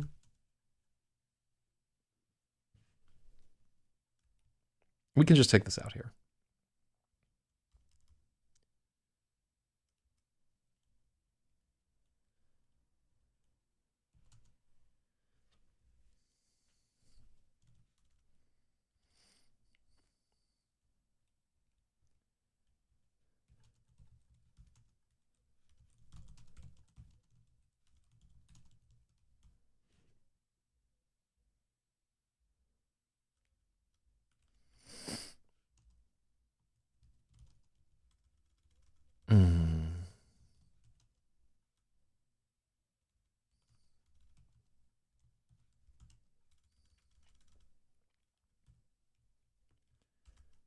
Randall had loved cribbage. It was one of his favorite ways to spend a rainy afternoon.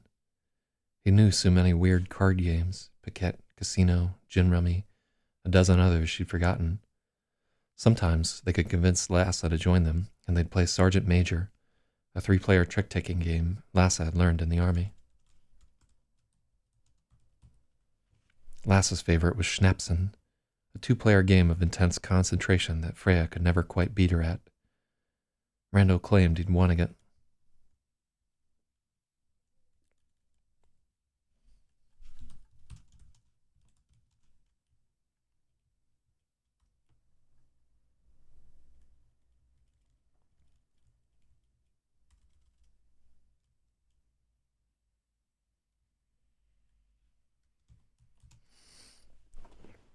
Randall used to claim.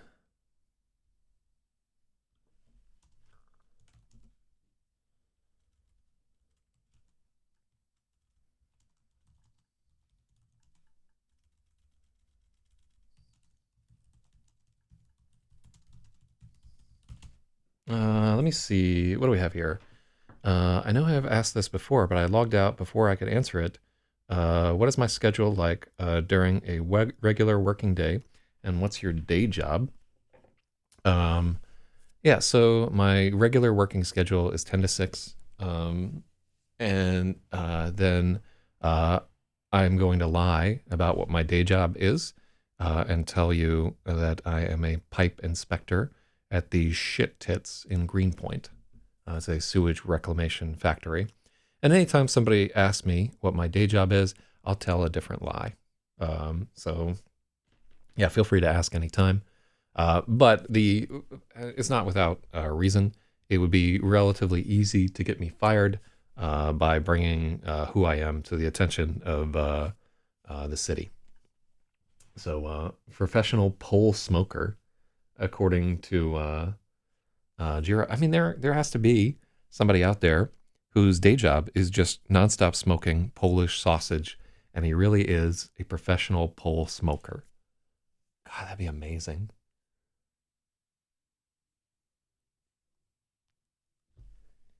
UC Berkeley apologized Thursday after a now deleted Instagram post listed xenophobia as a common reaction to the spread of coronavirus. Oh, uh, he's worth every dollar. A plus plus plus plus would hire that professional post smoker once again. And man, smoking it ain't easy. But yeah, there. If you listen around, Chad, there are about 50 different ideas about what my day job is. I think people on the other channel know what it's all about. It's not like easy to get me fired. It's just, you know, yeah, it's kind of annoying. But there definitely are people who will try to get you fucking fired from your day job over some internet bullshit, and that's just the way of the world. Uh, so what game is that? Dan quietly asked Freya. It's cribbage. See the board? Freya was suddenly immersed in memories.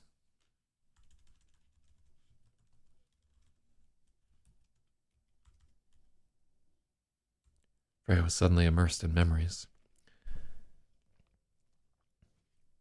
Lassa's favorite was Schnapsen, a 2-player game of intense concentration Freya could never quite beat her at. Randall used to claim he'd won once.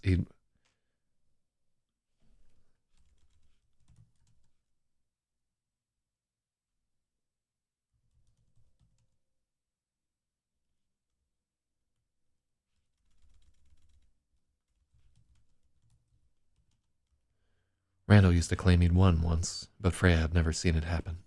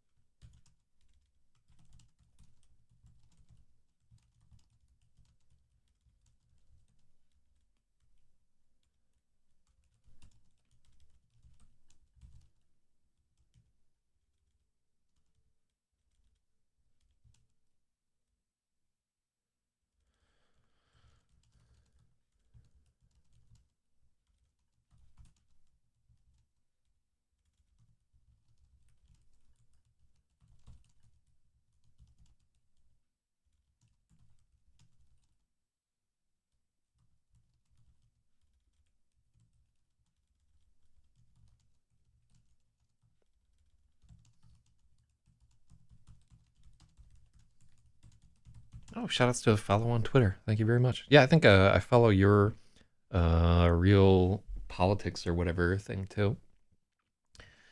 Uh, One of the first times she'd been really aware she was different at school was when.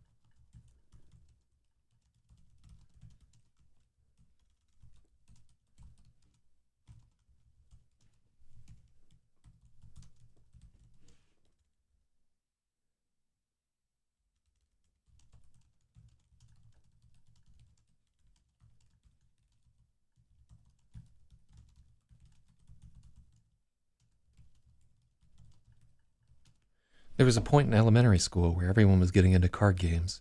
It was one of the first times she could remember feeling really different from everyone else.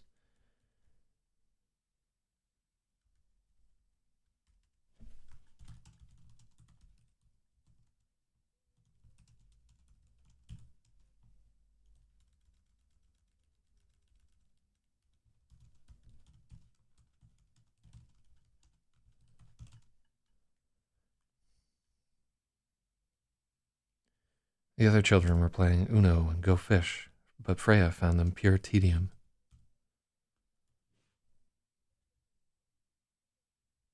They were barely games at all, just luck of the draw. When she tried to teach them her family's games.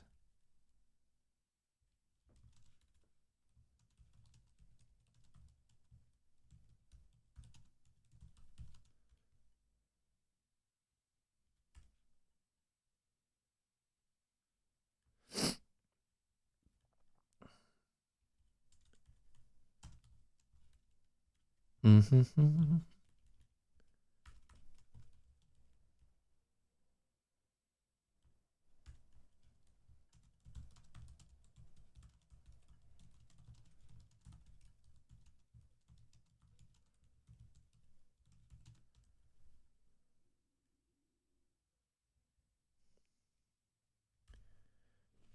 When Freya tried to teach the games her family played, the other children found them confusing.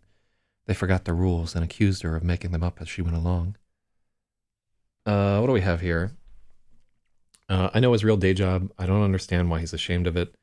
I'm a professional expert witness. I play video games for legislators and explain how they can normalize violent acts in children. Ban me for docs. I don't care. Oh, yeah. That's what it's all about. Yeah, actually, like that's awful. Uh, so here's, we spent a couple of paragraphs talking about card games right here, which is obviously something that I'm deeply interested in. Like I run a board game club, and I like the idea that this is like one of the spots where she's like, I'm not like other girls. I play Schnapsen, casino. So just FYI, those are like relatively esoteric rummy based games. Um, I hear Schnapps. I've never actually played Schnapsen, but I think it's I have a game called Blink that's kind of similar. It's in like kind of the slapjack family of games. Um, yeah, one of my top three card games of all times is a game called Jungle Speed, which is a pattern matching game where you're like flipping cards onto the table very quickly, and at the center of it, there's like a totem sitting at the center of the table, and when you have a match with somebody else, you have to grab it away from them, just like that. And whoever grabs slowest has to take the other player's cards, and it's a race to get rid of your whole deck. It's so fun. It's like a drinking game that I really enjoy, and I have shed blood for this game.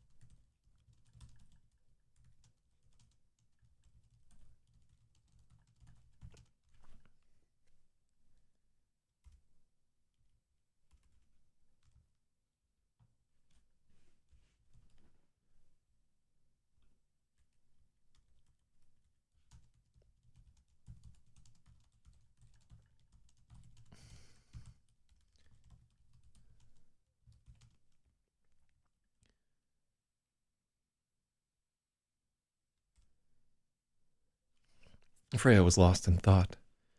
Dan got up.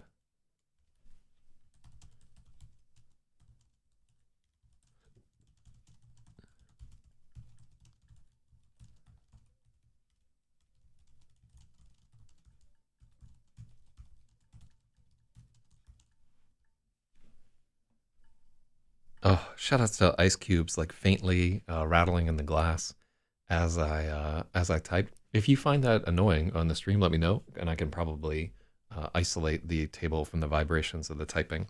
But I actually kind of like the that like wonderful.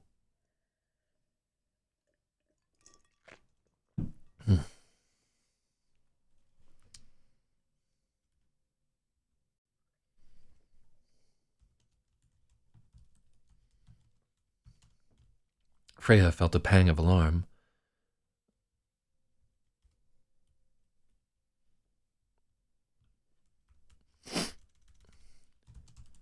She was afraid he would annoy them and embarrass her, but instead they seemed thrilled. Dan cracked some joke. But instead they seemed thrilled to talk. Dan had cracked some joke, and they were both laughing. How did he do that so easily? Everyone always liked him. No one ever liked her. Okay. We got some new messages. Is there booze in that? No. Yeah, you can't drink and write. And everybody who does it, I know a lot of people who are like writers, and they have like a couple of drinks before they go out and write and so forth. Their writing is shit. Um, I can say this with like fair confidence and so forth. You really need all of your mental faculties to write, and it's definitely easier to get words out because you're like loosened up and so forth. But really, it's a crutch, a huge fucking crutch, and those people pay the price because the writing that comes out is garbage. And I've known several people who had like this very high idea of their own writing, and I can remember one particular guy who was like, "Oh yeah, I'm gonna be a writer," and he was like, "Oh yeah, I need like a couple of highballs to even get started every day." And I read what he was writing, and I was like, "The fuck are you doing, guy? You're wasting your time. This is trash." Um, and so like I'm like fairly straight edge about writing. I don't think that drugs really help you write at all. And in situations where people have written brilliant things on drugs, I think their editor probably deserves a fucking medal. Like if you think about Ken Kesey writing on LSD and so forth, I would love to see his original manuscript and see like the heavy lifting that somebody had to do to sort that shit out. Uh, drunk people write for drunk people to read drunk. Maybe. I don't know. Like I don't really like reading when I'm drunk either. So um and I like to drink, you know, like no two ways about it. I probably like to drink a little too much, honestly, but I think I'm not alone in that regard. But at the moment I'm not drinking at all because I'm trying to lose some fucking weight, which is a great way to lose weight, by the way. You just stop drinking for half a year and you'll drop some pounds. What do we got here? We have Leet Cracker, who says hello. Yeah, we're actually this guy YT Cracker has been. I don't think he's called into my other show, but he's popped up a couple of times through an association to Vapor, who's another chat rapper who pops up on my show there. So we're sort of associated with like very tangentially. Like I think a few times. I don't know. Like maybe that nigga probably doesn't know who I am. But anyhow, I enjoy some of his songs. Shout outs to YT Cracker. Yeah, I was gonna like, because I think I talked with him at some point, but I don't fucking remember. Probably we were just in the same Discord server before it got shut the fuck down. Um, but yeah, well, there's like sort of in the same orbits in some ways. Shout outs to Thug Crowd. Anyhow, uh,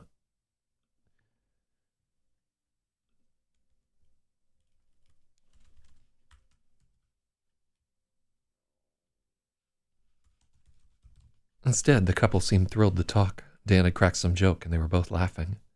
How did he do that so easily? Everyone always liked him. No one ever liked her.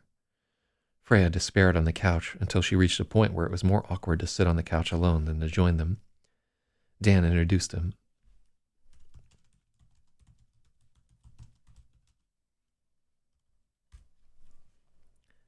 This is Freya Jokla. She's the brains of the operation. Freya, these are Jeremias and Frida Waltz. Flute mich, Freya said. Both of their faces lit up. Their accents were faint, but both of them had...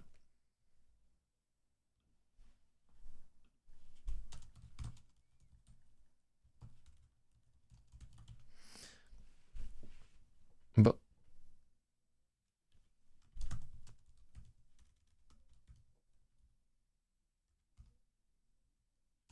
the Waltz's faces lit up. She'd guessed right.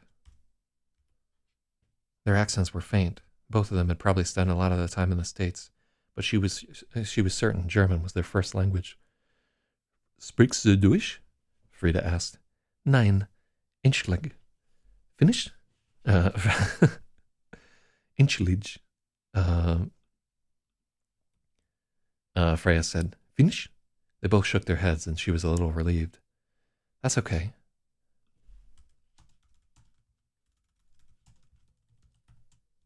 My Finnish is pretty rusty every way. I'd like to learn more German sometime. I love Dusseldorf. We're from Essen. It's just up the road, Frida said. I've been. I went to ATT there. That's a big convention for amateur astronomers. Freya was hopeful for a sign of interest, but neither of them seized on it. Ah, stargazer. Is that what you're studying? Jeremias asked. No, we're both still in high school. It's like, what do you call it, gymnasium? The Waltzes turned to each other, eyebrows raised. I'm sorry, I didn't expect you to be so young. It's very rare for us to meet young Americans who know so much about Germany. You haven't even mentioned Hitler yet. That was my next question, Dan joked. All right, let's review this a little bit here, because I'm not too sure about this combo.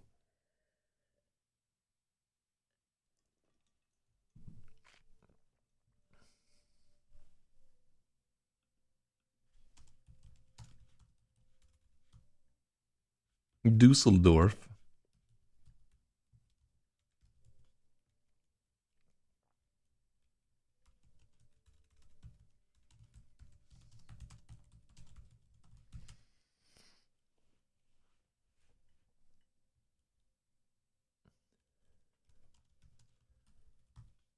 I've been to Essen.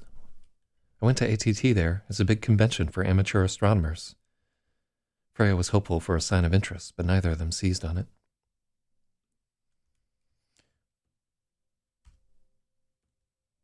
Ah, stargazer. Is that what you're studying? Jeremias asked. So we might want to have a description of the waltzes here, because I think we do a description a little later. Let's, where would the description be?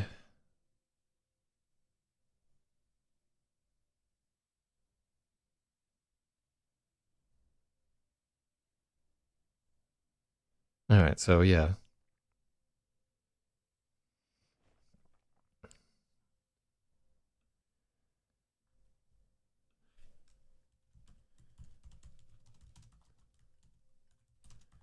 So we need a description of what this old couple look like, and I think that we add one later, right? This is another meeting with these Germans, the Germans, but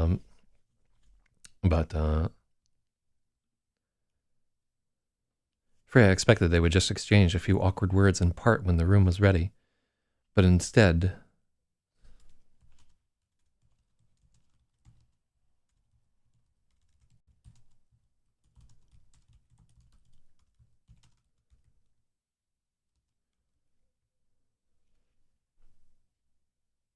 Watch live. Punxsutawney Phil. Oh, it's fucking Groundhog Day.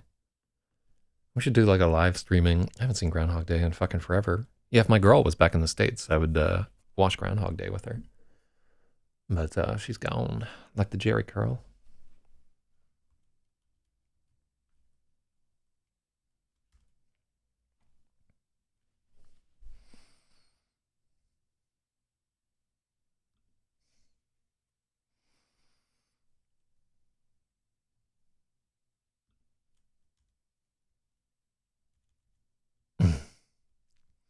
Freya expected they would exchange a few awkward words and part.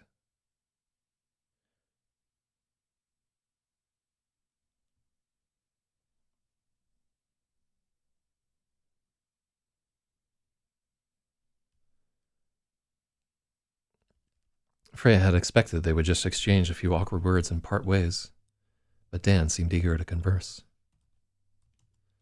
Soon they were being invited to pull up chairs and sit down.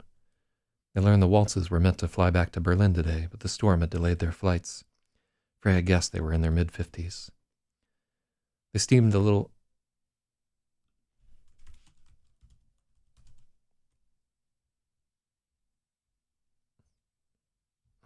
so we... the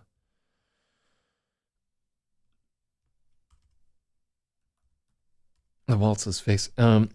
so I'm not sure that we're pluralizing waltzes correctly there. Replace Hitler with Bratwurst.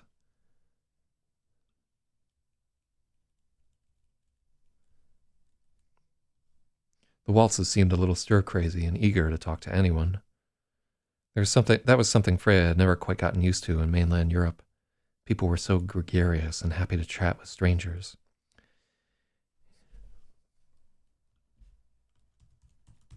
It was a far cry from the American Northeast, which was much more like being in Finland. "Are you here with your parents?" Frida asked, once they'd settled in and pushed the cribbage board aside. "No, we don't live far from here. We've just been skiing," Freya explained. "Are you here on holiday?" "Are you here on holiday?" she asked, eager to turn the conversation away from her shacking up in a hotel with her boyfriend for the weekend. "The end of our trip is a holiday. The beginning was business. Frida is a professor of sociology at Universität Duisburg, Essen. She was invited to speak at Dartmouth for a symposium on migration." "Oh, wow," Dan said. "I'm applying to Dartmouth, but there's no way I'm getting in."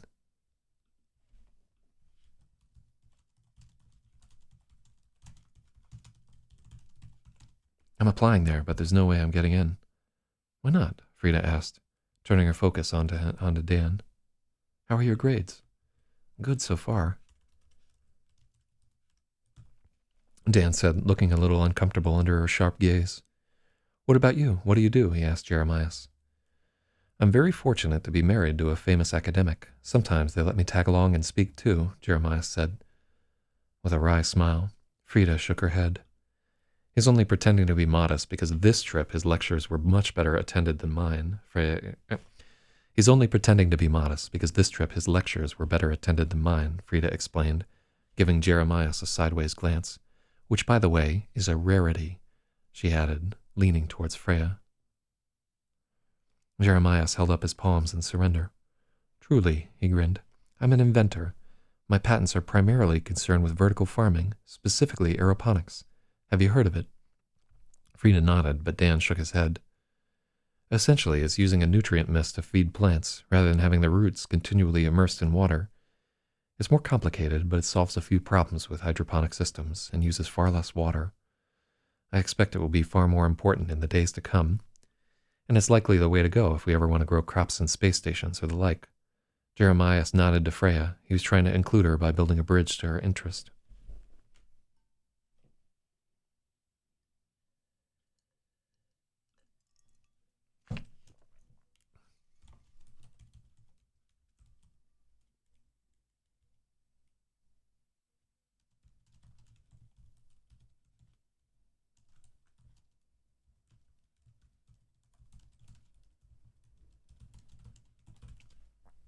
She recognized and appreciated the move. "Why do you say it'll become more important?" Dan asked. "Water scarcity. You may not think of it now," Jeremias waved his hand out the window to the snow piled in drifts, "but assuming there's no nuclear unpleasantness, it's the number one problem your generation will face. Most water supplies are already considerably strained. The problem will only increase as the population grows. There will be 10 billion people on the Earth in 2100. We don't have enough clean water for the 8 billion people who are here right now." Jeremias paused to let them consider that. This was clearly a subject he'd spoken on many, many times.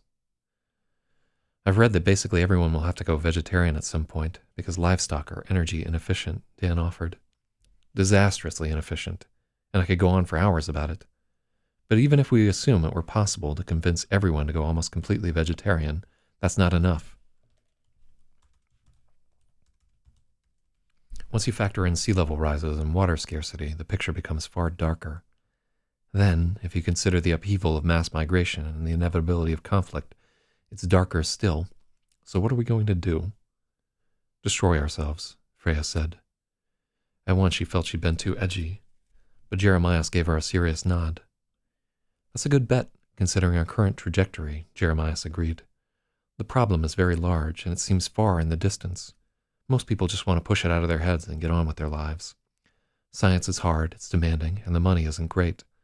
So most ignore it and hope someone else will figure out the problem while they become lawyers, fashion designers, systems administrators. They chase after what pays, trying to be the best-dressed rats on a sinking ship. Freya and Dan exchanged a look. The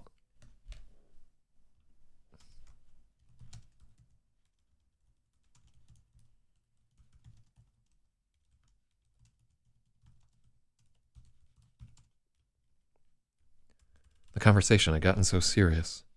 The waltzes were watching them very closely. So how do you stop the ship from sinking? Dan asked. You don't, Freya thought, but she held her tongue. At the back of her throat was the memory of river water. Well, the first step is admitting it's sinking. I've been disheartened to learn that isn't a given in this country. You're both aware that there's a big crash looming, correct? Freya and Dan nodded their heads. How bad do you think it'll be? Pretty bad, Dan said, rubbing the back of his head. Like probably mandatory population controls, rationing, a lot of depression and drugs. Like those rat experiments where they kept increasing the population density and they all went crazy. Ah, John Calhoun and his behavioral sink, Frida interjected with a frown. They're fascinating experiments, but you should know that much of that research only applies to rodents. They couldn't replicate his results with primates. What about you, Freya? How do you think it'll go? Frida and Jeremias kept making a point of including Freya. She would have liked to recede into the background a bit, but it was impossible. She took a moment to think before she answered.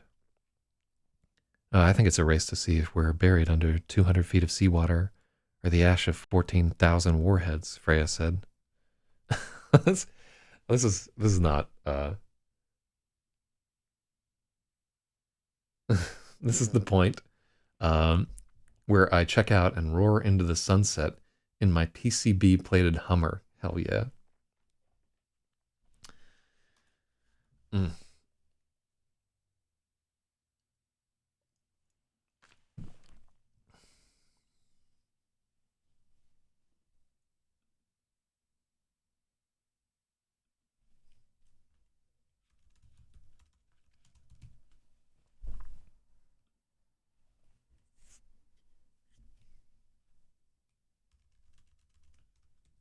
It's a race to see if we're buried under 200 feet of seawater or the ash from 14,000 warheads, Freya said.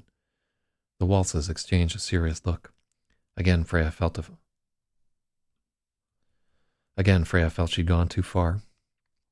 She's the brains of the operation for sure, Freya concluded with a nod. Wait, 200 feet? Is that for real? Dan blinked. Is that for real? That's the low end for a scenario with total glacier melt. It's probably more like 230 feet of sea level rise. 70 meters, Freya added, for the benefit of the waltzes. She wasn't sure if they needed the conversion or not. She's right, Jeremiah said. We used to think it might take thousands of years for the glaciers to melt. Now we're learning there are 500 billion tons of methane hydrates trapped beneath the Antarctic ice. It's bubbling up from Greenland. There's far, far more in the Arctic permafrost. As the caps melt, they'll create a feedback loop. Methane raises temperatures, which accelerates warming, which releases more methane. London, Shanghai, Calcutta, Buenos Aires, New Orleans, they could all be gone in your lifetimes, or your children's. Dan looked a little stunned. Freya was caught on the words, your children. She wasn't going to have any, but somehow the words still loomed large in her mind, heavy with significance. That's not a sure thing, though, right? Dan hedged. He was not ready to accept the idea. Nothing is sure in this world, but the more data we get, the clearer the picture becomes. Can we do anything to stop it? No, Jeremiah said. He was certain. With total certainty. If there's nothing we could do, I might just major in swimming, Dan joked.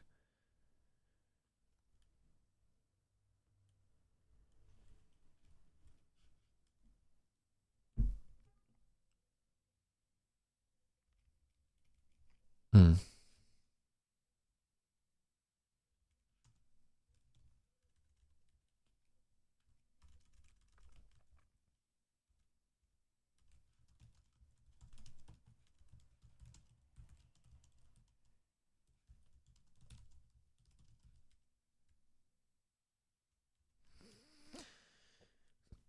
Yeah, we already know that when he's upset, he cracks jokes.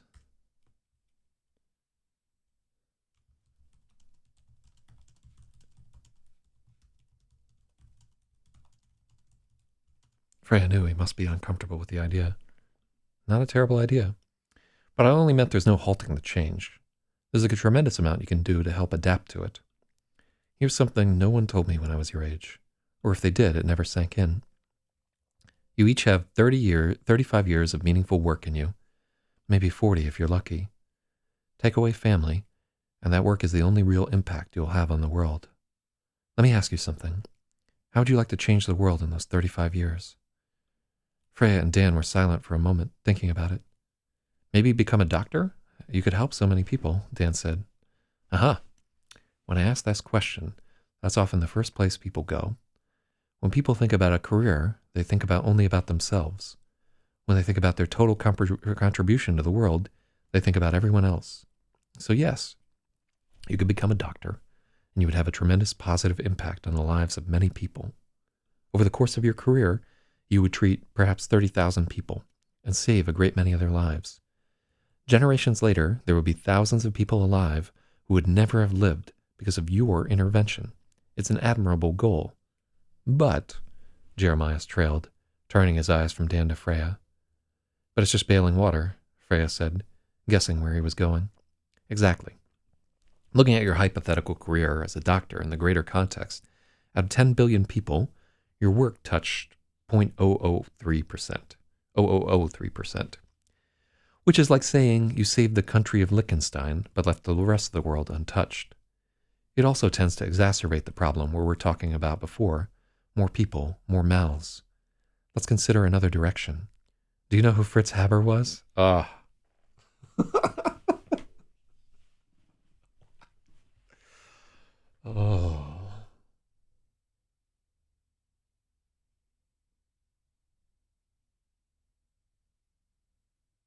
Okay, so let's go back through some of this nonsense.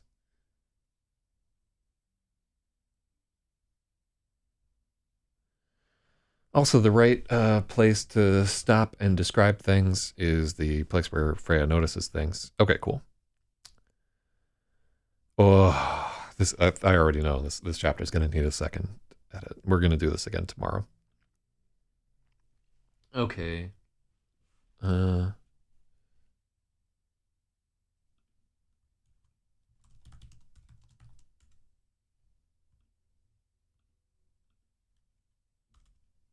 yeah, so that used to be Freya's attention was caught on the words, and then we just forgot to change that out.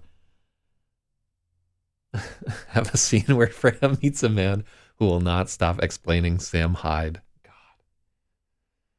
Ugh.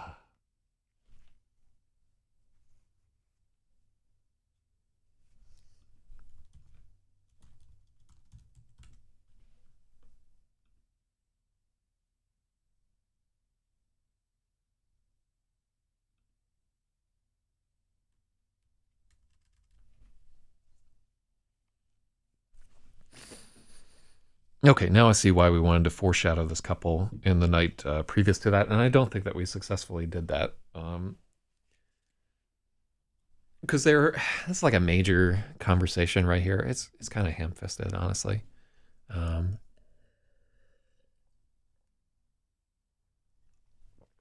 mm. But it's also necessary for something that we're building to later. So let's say that we have these two people being in an argument, with two other people in the night before. Okay, so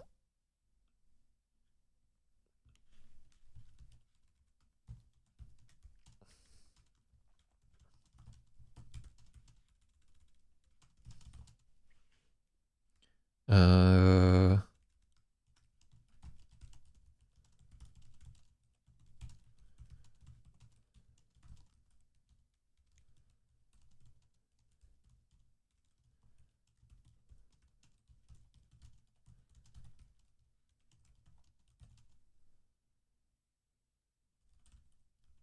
done. Okay, cool. So we do have to foreshadow that a little bit there. And I don't remember it in the first night. I think I probably had a note in that scene and I just couldn't find a place to add it, but we do need to add it there. I still don't see a description of what the waltzes look like. And we used to have one too. I think it got edited out. I think Jeremiah's waltz has like a fucking ponytail and some Birkenstocks or something like that. But I think we cut it because it was too cliche. But then we don't have like a good whatever. By the way, this the John Calhoun experiments, the whole behavioral syncing, those are fascinating experiments. If you haven't checked them out before, it was just like he built like this these rat communities and just kept increasing the number of rats until their social order completely broke down. Uh, Blonde, blue eyes, weak German chins. Yeah, we could do that. All right, let's go through this chapter. But we're aware that this is like jarring and whatever.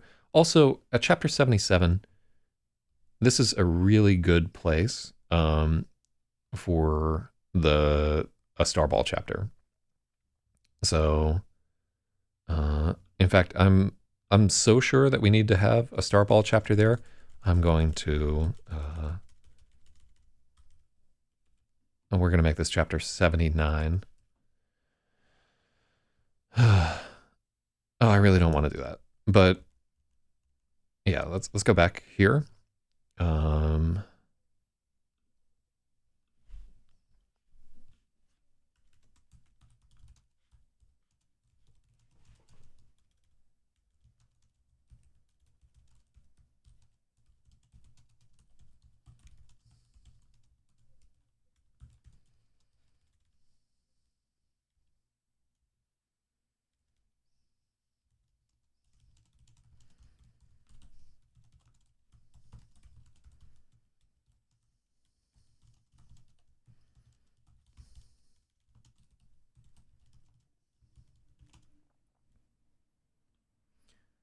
Okay. Yeah, so I think chapter 78 will probably, in the final analysis, have to be a Starball chapter. Because, like, what they're doing here is this is kind of like a jig is up moment here, where it's starting to, they're like starting to figure some shit out that's going down. The prediction is happening live here on in Punxsutawney. Have the Starball explain the blowjob to itself. What if I never, ever did that? God. And I'm telling you, like, just FYI, that awkward blowjob scene, nowhere near the limit of how far we're going to go in this book. Nowhere near it. Oh, let's get back to where we were at. So did we comment the spot? Yeah, this is where the description has to be. I like the little like German interaction that they have there. That she like knows enough to just say like a little bit of whatever.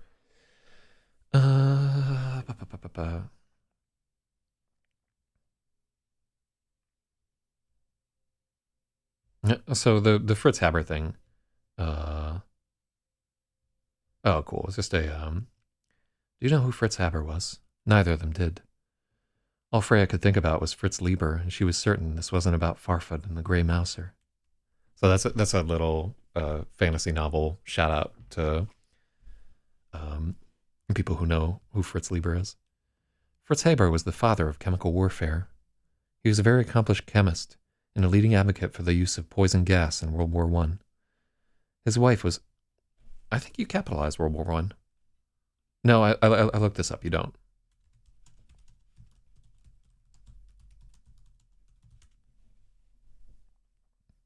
World War is capitalized, followed by a space and the appropriate Roman numeral when written out in full. I like that we're like saving time for World War Three. Hell yeah.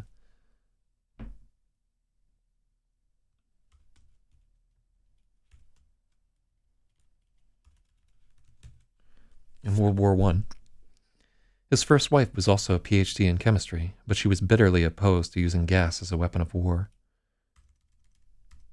She committed suicide less than a week after the first gas attack in, how do you say that? Is it Yeep? Good morning from Philmont. Cool. Good morning there. What is Yeep? I think.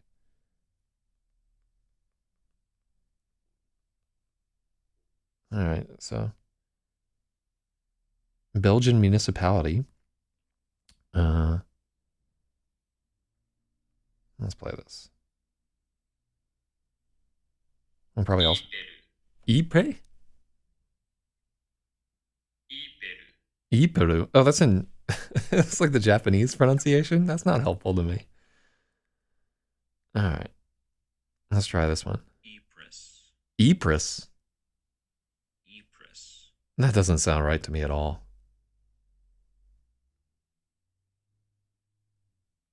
Ypres. Iperu. No, that sounds awful. Yeah.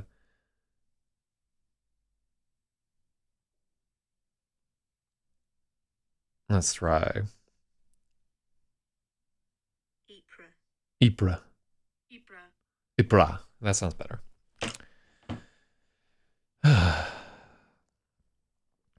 She committed suicide less than a week after the first gas attack in Ypres.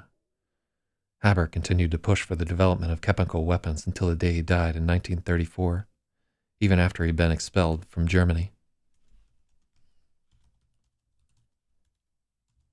This was even after he'd been expelled from Germany for being Jewish. Later, during the Holocaust, an insecticide Haber invented was used in the gas chambers, Zyklon B. The Nazis used Haber's own creation to murder his relatives. He sounds like a bit of an asshole, Dan joked. And Jeremias nodded in agreement. He looked the part, too, bald as a cue ball with a push-broom mustache and a pince-nez. Oh, that's another one where I'm not pronouncing it right.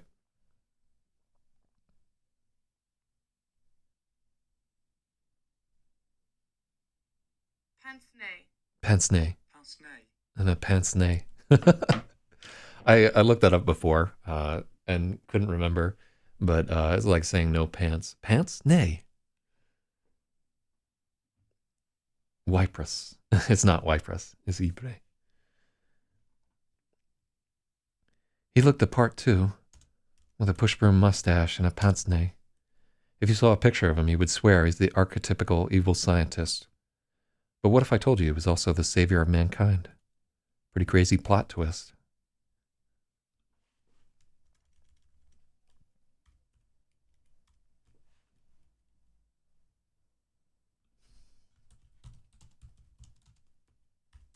Sounds like a pretty crazy plot twist. In the midst of scheming to poison the continent and then conquer it, Haber created something of incredible importance. He devised the Haber process, where hydrogen and atmospheric nitrogen are combined with a catalyst to synthesize ammonia. This was an enormous discovery. The Royal Swedish Academy had to hold their noses and give Haber the 1918 Nobel Prize for Chemistry, and rightly so. The synthesis of ammonia was the most critical development in agriculture since irrigation. It led to the widespread use of nitrate fertilizers, which had a huge impact on crop yields. To put that in perspective, there are nearly 8 billion people alive on the Earth today. Without the Haber process, it's estimated there would be less than 4. Half of humanity. Without him, you two might be looking at an empty table right now. Take all the poor souls who are gassed, and even if you want to extend that to the people killed by... Okay. So take all those poor souls who are gassed, and even if you want to extend that to the people killed by explosives derived from his process, He is still, somehow, the greatest saint of all time. Jesus, Dan breathed. Far greater than that one, too, Jeremiah quipped, and Frida gave the faintest shake of her head. In that tiny gesture, Freya recognized the friction between the two that was decades old. Jeremias hadn't missed the look.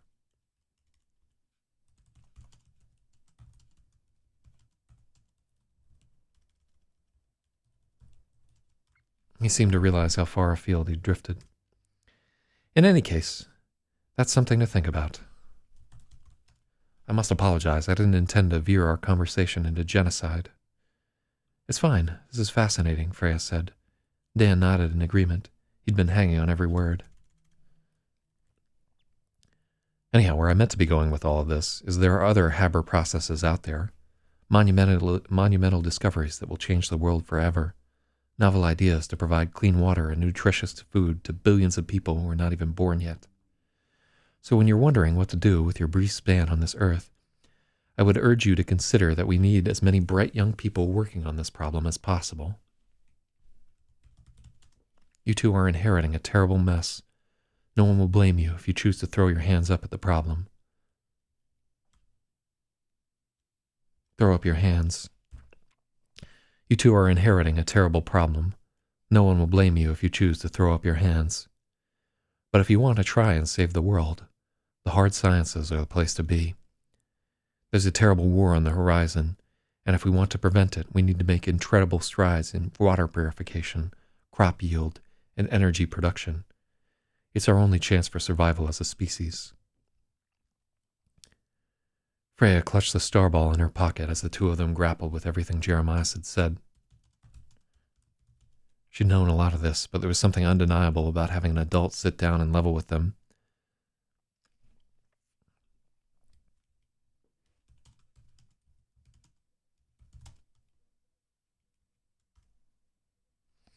She'd known a lot of this, but there was something undeniable about having an adult sit down and level with them. It felt like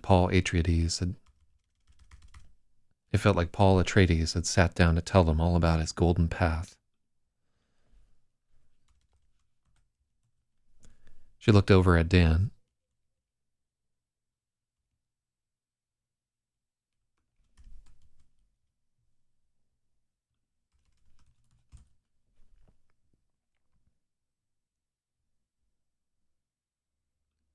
There was something hard and determined in Dan's face. The conversation had touched him deeply. As she looked at him, Freya thought if the room was ready, she would bid the waltzes adieu and drag him back there this moment. I will absolutely think about that. Thank you, Dan said, looking a bit shaken. Freya wondered how many times Jeremiah's waltz had given this little lecture. It had the practiced feel of something he had gone over again and again, smoothing it down until there were no notes out of place. A herald for the end of the world.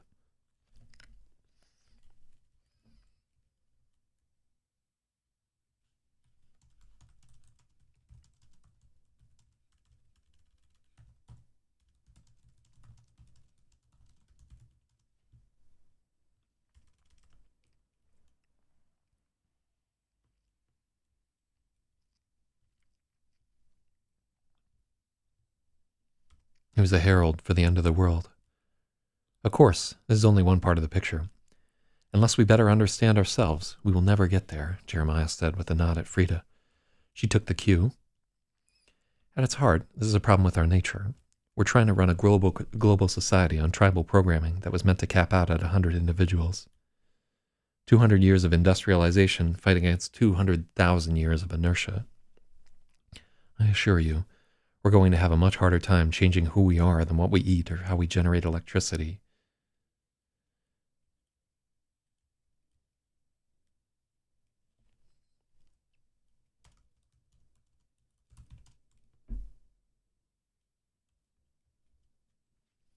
There was some distance in her look. She seemed drained. Freya could tell she didn't share Jeremiah's optimism. I'm sorry I don't have a similar sales pitch for sociology, Frida said, drumming her fingers on the deck of cards. There are far too many of us already, and I've just spent an entire week doing nothing but talking about it. You two don't play bridge, do you? I know spades. They're similar, right? Dan said, They're similar, right. Only in the way that a minnow and a marlin are both fish, Jeremiah said. Jeremiah joked. They're both trick-taking games, but bridge is much, much more complicated. The bidding is a real brain burner. I'd be down to learn, Dan offered, with a look to Frida. Freya realized Dan was picking up on her discontent. He was trying to prop her up. I love card games, Freya added, getting on board. But Jeremiah and Frida were shaking their heads. Thank you for the offer. I have no doubt you would both be excellent players, but it would take all evening to teach, and we're going out for dinner soon. If you're interested, I'd look into seeing if there's a bridge club near you and attending their new player day. Bridge is one of those things that's very difficult to get into, but increasingly rewarding the longer you play. It's an incredible feeling of gestalt when you and your partner are really on a streak together.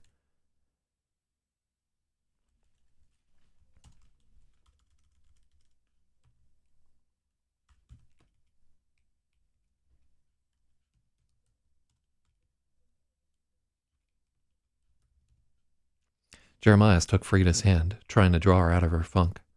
Freya couldn't resist the urge to smile at Dan. If they only knew.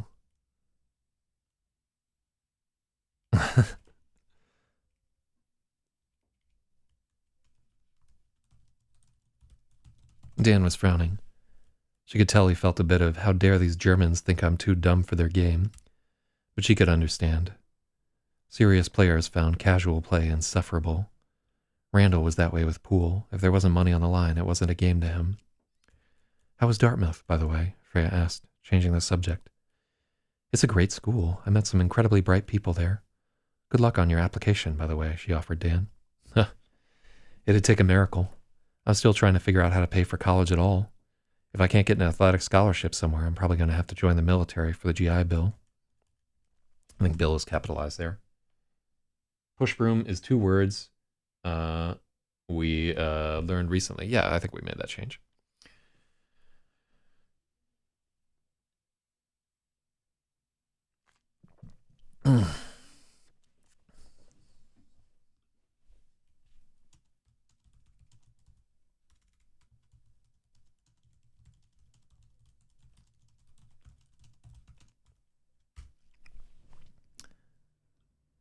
The Waltzes exchanged a look. Then their eyes went from Freya to Dan, unraveling the situation. Frida exhaled through her nostrils in disapproval. It took Freya a moment to understand it wasn't directed at her. It's just criminal that higher education isn't provided by the state in America. There's so much wasted potential. In Germany, public universities have no tuition, Freya told them. Maybe I should try and immigrate, Dan joked. There's a long line, I'm afraid. Frida frowned.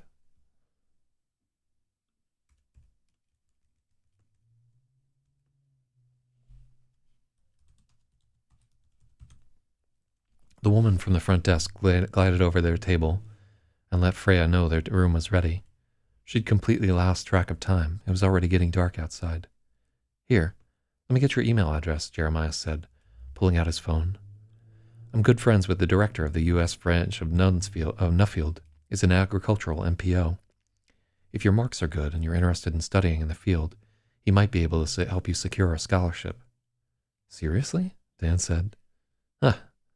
Well, I can't promise anything, of course. But it can pay to let old people talk your ear off from time to time. Thank you both for the conversation. Apologies for being a little fanatic. Well, I can't promise anything, of course.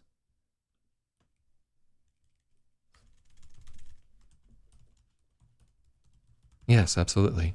I can't promise anything, of course. But it can pay to let old people talk your ear off from time to time. Thank you both for the conversation. Apologies for being a bit fanatic. Thank you. You gave us some to think about. Auf Wiedersehen, Frida said. The Waltzes smiled as they left. When they were gone, Dan turned to Freya with his eyebrows raised. Did we just give it oh, god damn it. We used Gaius before.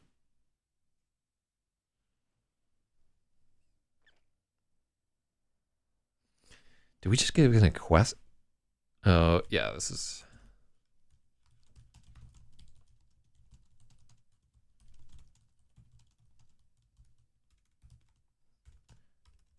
Did they just give us a quest to save the world?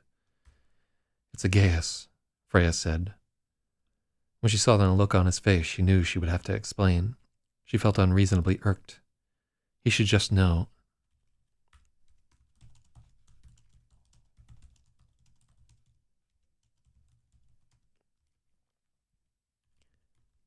Dan should just know what she meant. They should just be one. Every moment without the unity hurt a little more. He set his hands over hers and leaned over. I miss you too, he whispered in her ears. Mm-hmm.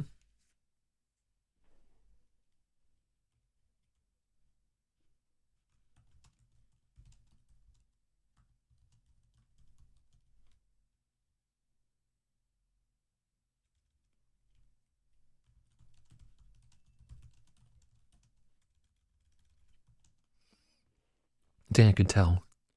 He set his hand over hers and leaned over. I miss you too, he whispered in her ear, and he squeezed her hand. For a moment, that was enough. Well, look at that.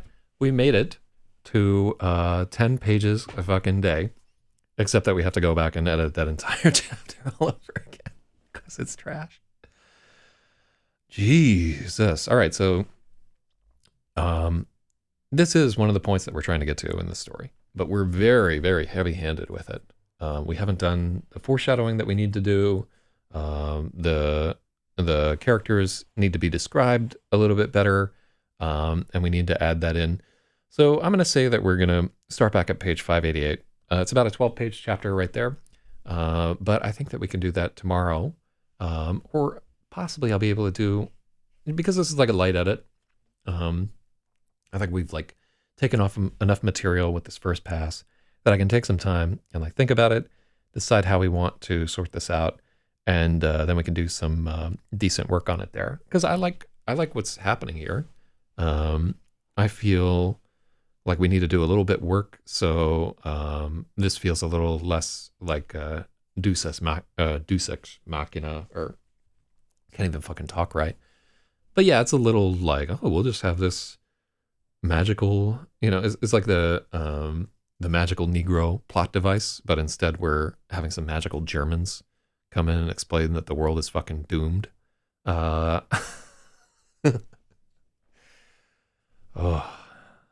Anyhow, so chapter 78 is going to need another pass, and most likely I feel like there should be a Starball chapter. I feel like we're not really saying enough about what's happening with the Starball, and I know that later in here we're going to get deeper into it. So yeah, many things to think about as we come back to here. So I'm tired of the outro that we've been doing on the show. It's way too long and so forth, so we're going to stop playing it. So if you love the fucking outro and want to see it all the time, let me know. But I think I'm just going to bid you guys a happy Sunday morning, a happy Groundhog Day. Enjoy the super blog later today if you're going to watch it. I think I'm going to get some fucking hot wings. Yeah, maybe I can get it on my TV or something. I don't know. Also, don't really care about football, but hopefully the team that is more inclined towards averting the envirocopalypse or whatever. I need to get the hell out of here. But anyhow, have a fun day. There is like a 25% chance I'll do another stream later today because I'm really enthused about the idea of getting to that 10 pages a day goal, and I think we're closing in on it right there. So shout out to page 600, just 200 to go. I now consider us to be 75% of the way through this story in 60 days. So if we keep going at this crack, maybe we'll complete at 80 days rather than 100. And I would love to be around the novel in 80 days. So I'm going to try and set that pace. And I think it will help me a little bit in working harder and not dwelling too long on any particular thing. Like taking 2 hours to edit 2 pages earlier this morning. But, at least we got the drink bubbler out of that. Hell yeah. All right. Thank you to everybody and have a good day.